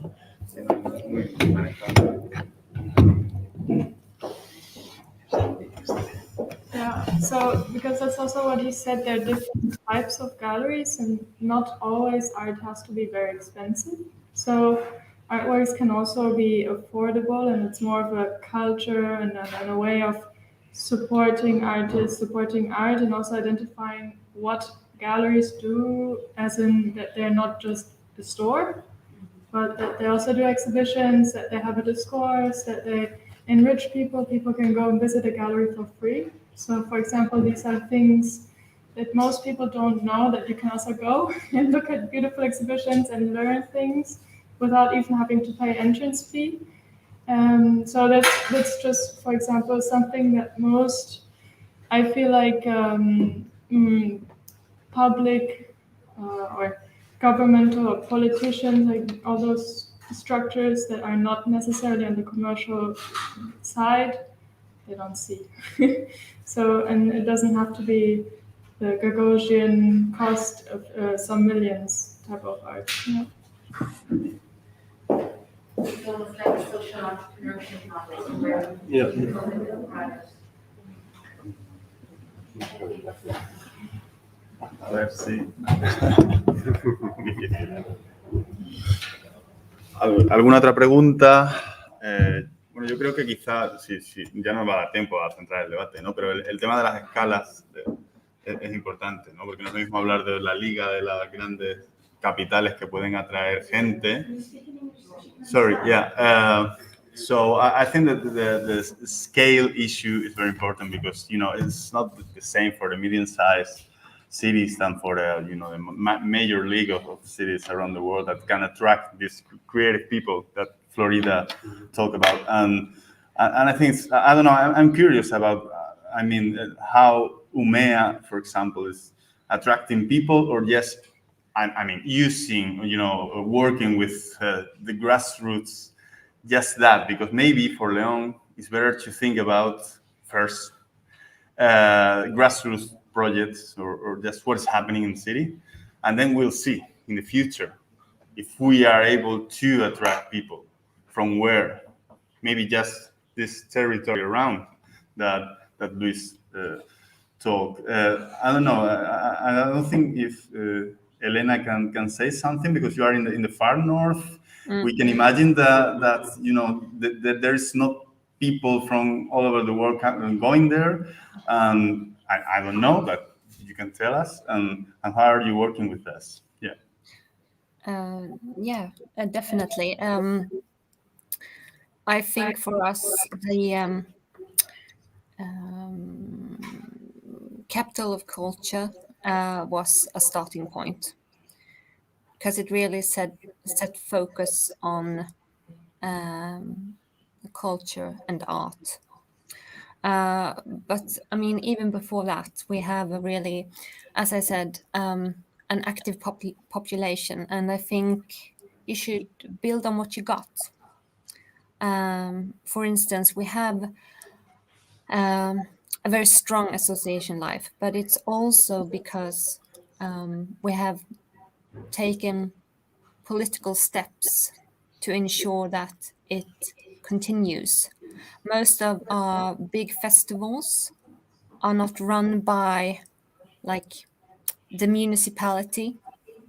They are run by civil society and people who are dedicated, who are passionate about books and music and art. And they take their interest and their passion and they want to do something with it to the rest of society.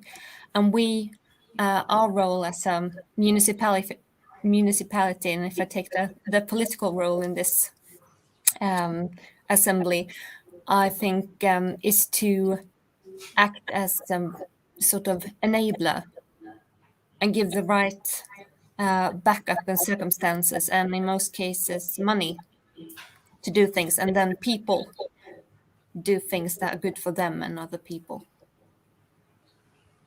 Yeah, thanks. Thanks a lot. Yeah. So I guess that just sort of spirals. Yeah, but I was thinking about it because all of you probably you talk about this grassroots and active citizens doing things, you know, and the first step probably is that, and then governance, you know, like institutions, they should just foster what is happening. But what if it's nothing happening? So what to do? Yeah. Find a spark. I know. I mean, I that might be the point in Leon. I mean, it's not nothing happening, but maybe it's not enough to be on that scale or that way that you are working right now. You know. Yeah, I could add to this. No, it's because this is more or less the challenge that Veszprém had as well. Of course, there is citizen initiatives, there are, but and grassroots initiatives always in every city there is people are doing something. No? Of course, that does not mean that it immediately forms a strategy that is looking forward or taking into consideration the complexity sometimes of the whole thing. This is one of the sources of energies, and it is good to foster them, of course. But sometimes, and this is what we think, you have to, you know, to implement or to start a spark. Somebody said a spark or an initiative, and say, well, let's try this and let's take the risk. And convince even, because there is sometimes citizens say, no, it's not interesting what you're doing. We don't want that. And afterwards they say, well, it was a good idea that you did it. So that happens as well. So it is a very complex thing. And I think that if you want to change a place, then you have to take into consideration all the possible ways and attack, establish priorities, of course, what is possible, and attack from every angle the question, and then you will have some aspects that fail and some aspects that sort of, you know, it's try and error. It is not. I mean, strategy sounds good, and creativity sounds good, and whatever these complex systemic thoughts sound good, but at the end, it's always you try to do something. You know, Yo añadiría, iba a usar de hecho el ejemplo de Veszprém. Okay, sorry, I forgot. yeah, I was going to use, in fact, this example of your presentation about Vesprem to particularly point at one specific issue, which was this code that you said now it's Tokyo, Bordeaux, Paris, and Vesprem. All of a sudden, you're in a league which is unexpected because this capital project, allows to have that kind of issue. I mean, I don't know the reasons why this is specifically, this issue of the digital creativity, so relevant, that maybe that's not the question. But when I pitched this idea of the biosphere, las reservas la biosfera, the biosphere reserves, I was just doing it in kind of to look for a spark, which I saw when I came. My previous visit to León, particularly, was to go to the Musac and later to go to the mountains. So what I meant with the idea of form and how to create a form in the city is particularly a form that if you stretch León all the way to these regions, that are so key and relevant and important, maybe there is a way to create this new form, which is the idea that people can come here and go there, or there to go here, or maybe even money can come here to go there, or or vice versa. That you have this interest, and therefore it also brings the idea that if there is a tourism that is located there, it could be also channeled through this idea. So I think that this is I wouldn't be so worried now of thinking what is the scale of León. I think León can put itself at a very high, and I think that's exactly what Vesprem has shown. But I mean, we are working on it. It's not easy. Yeah, exactly. We have to form alliances with politics, with the citizens, with the question of money, the possible horizons. It's really it's tough. It's not easy. But this is one of the possibilities that the capital of culture sort of opens. It's like you may have big ambitions, so something like this. Exactly. What is your... Yeah, sorry. Yeah, so why did you choose a digital museum? You can... Please. Yeah, but we need for streaming, we need this one. Okay, so why did you choose a digital museum when everything you talk about your city is nature, the lake, the lifestyle, people? That was my... Well, the nature, lake, lifestyle, people is the region. Yeah.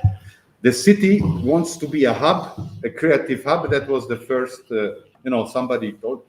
And they were talking about engineers in big. They had some vision, like Fritz Lang vision. I don't know.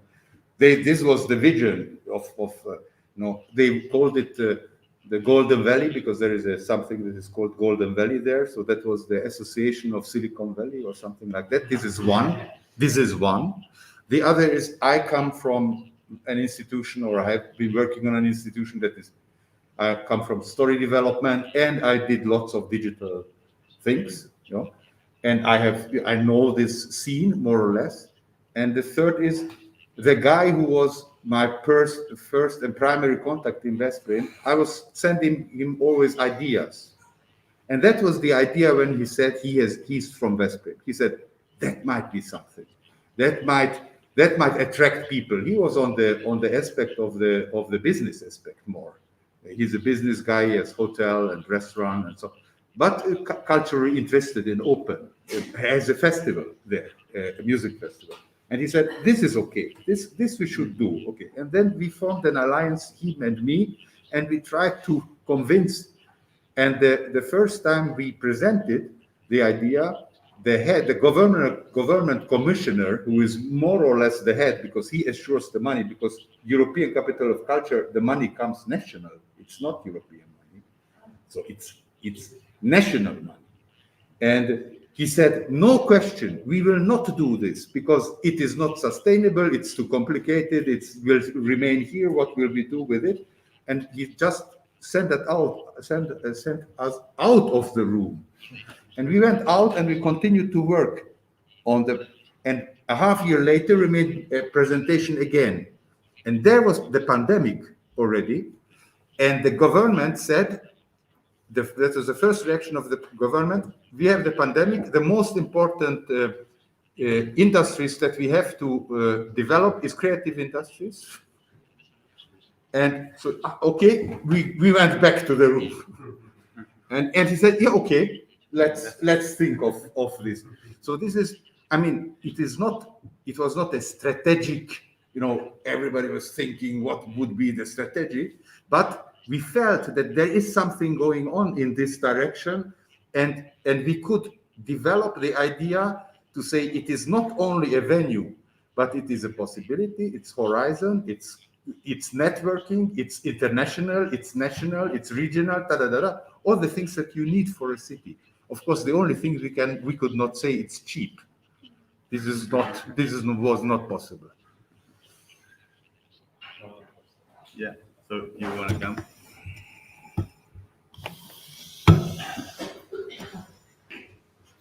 Yes, very quickly. I would like to say that the connection between culture and nature, one key important concept is the cultural landscape.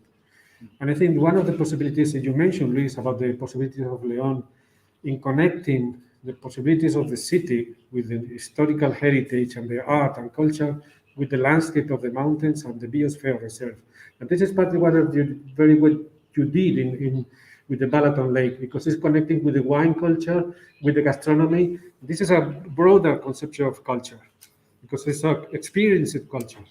Yes, I totally agree. I think it's a very good one. And in fact, the image that was missing in my presentation is one very bad image that I found in the last moment, but the quality was very bad. It was a fantastic map. And I thought, but if I bring this, maybe it's not, because it's again about León as a Roman city. Yeah. But of course, it's a Roman city because it had to, all these encampments, all over, a whole region. So again, the remains of the form of León of today encompasses the complete region of how this Roman structure worked. And that could be even applied, for example, when I mentioned this image of the biosphere research, somebody came and said, this foundation is working in this project, and it's part of the patronato or the trustees. So there is already an idea that there is a focus here that can be elsewhere in the region, And I think that this is, again, the ambition of creating a vision for the future of León that has to be, I think, very high pitched, so that all these things can come together, all these maps that align, that have that same kind of form, that connects, the region to the city, and that's the way forward. I think that can be a possibility. I think it's an exercise of producing not only new narrative, but imaginaries about a city or a region. We experienced that, for example, with Mexico. They're very, very, very good selling Mexico as an idea. Yeah, the tequila, the mezcal. Yeah, so these kind of imaginaries move the people to go to the place for an event.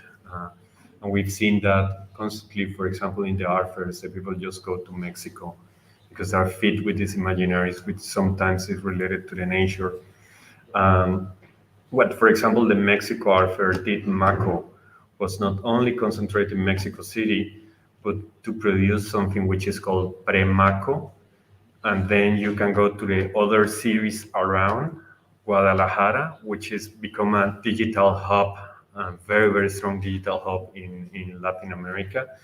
You can go to Monterrey, or you can go to other cities, and then you go to Mexico. So kind of like make the package for seeing the cities and feel this imaginary about like having this experience on that country.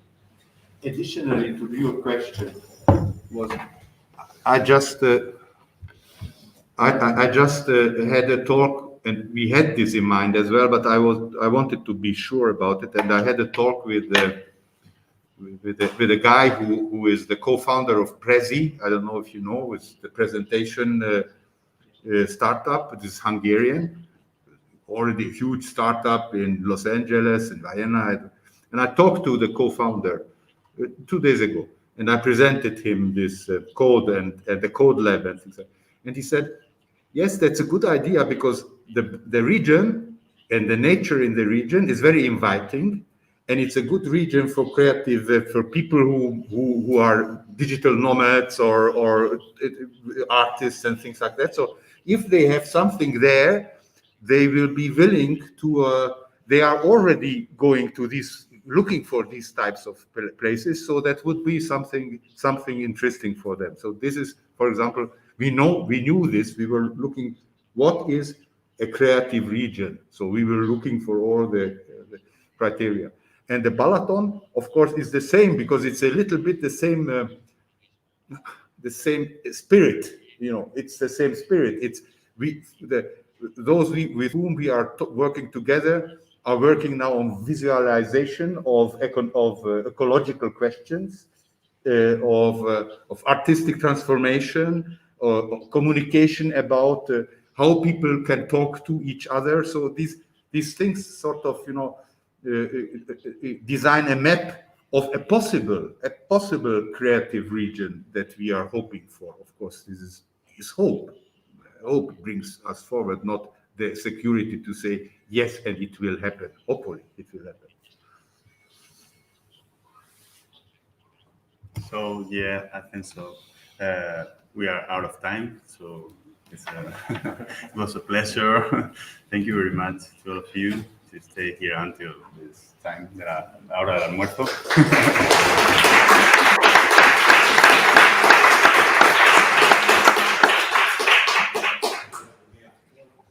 Thank you to you, Elena.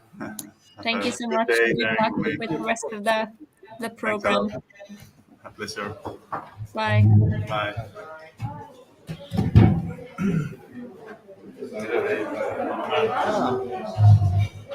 That was interesting. We should have had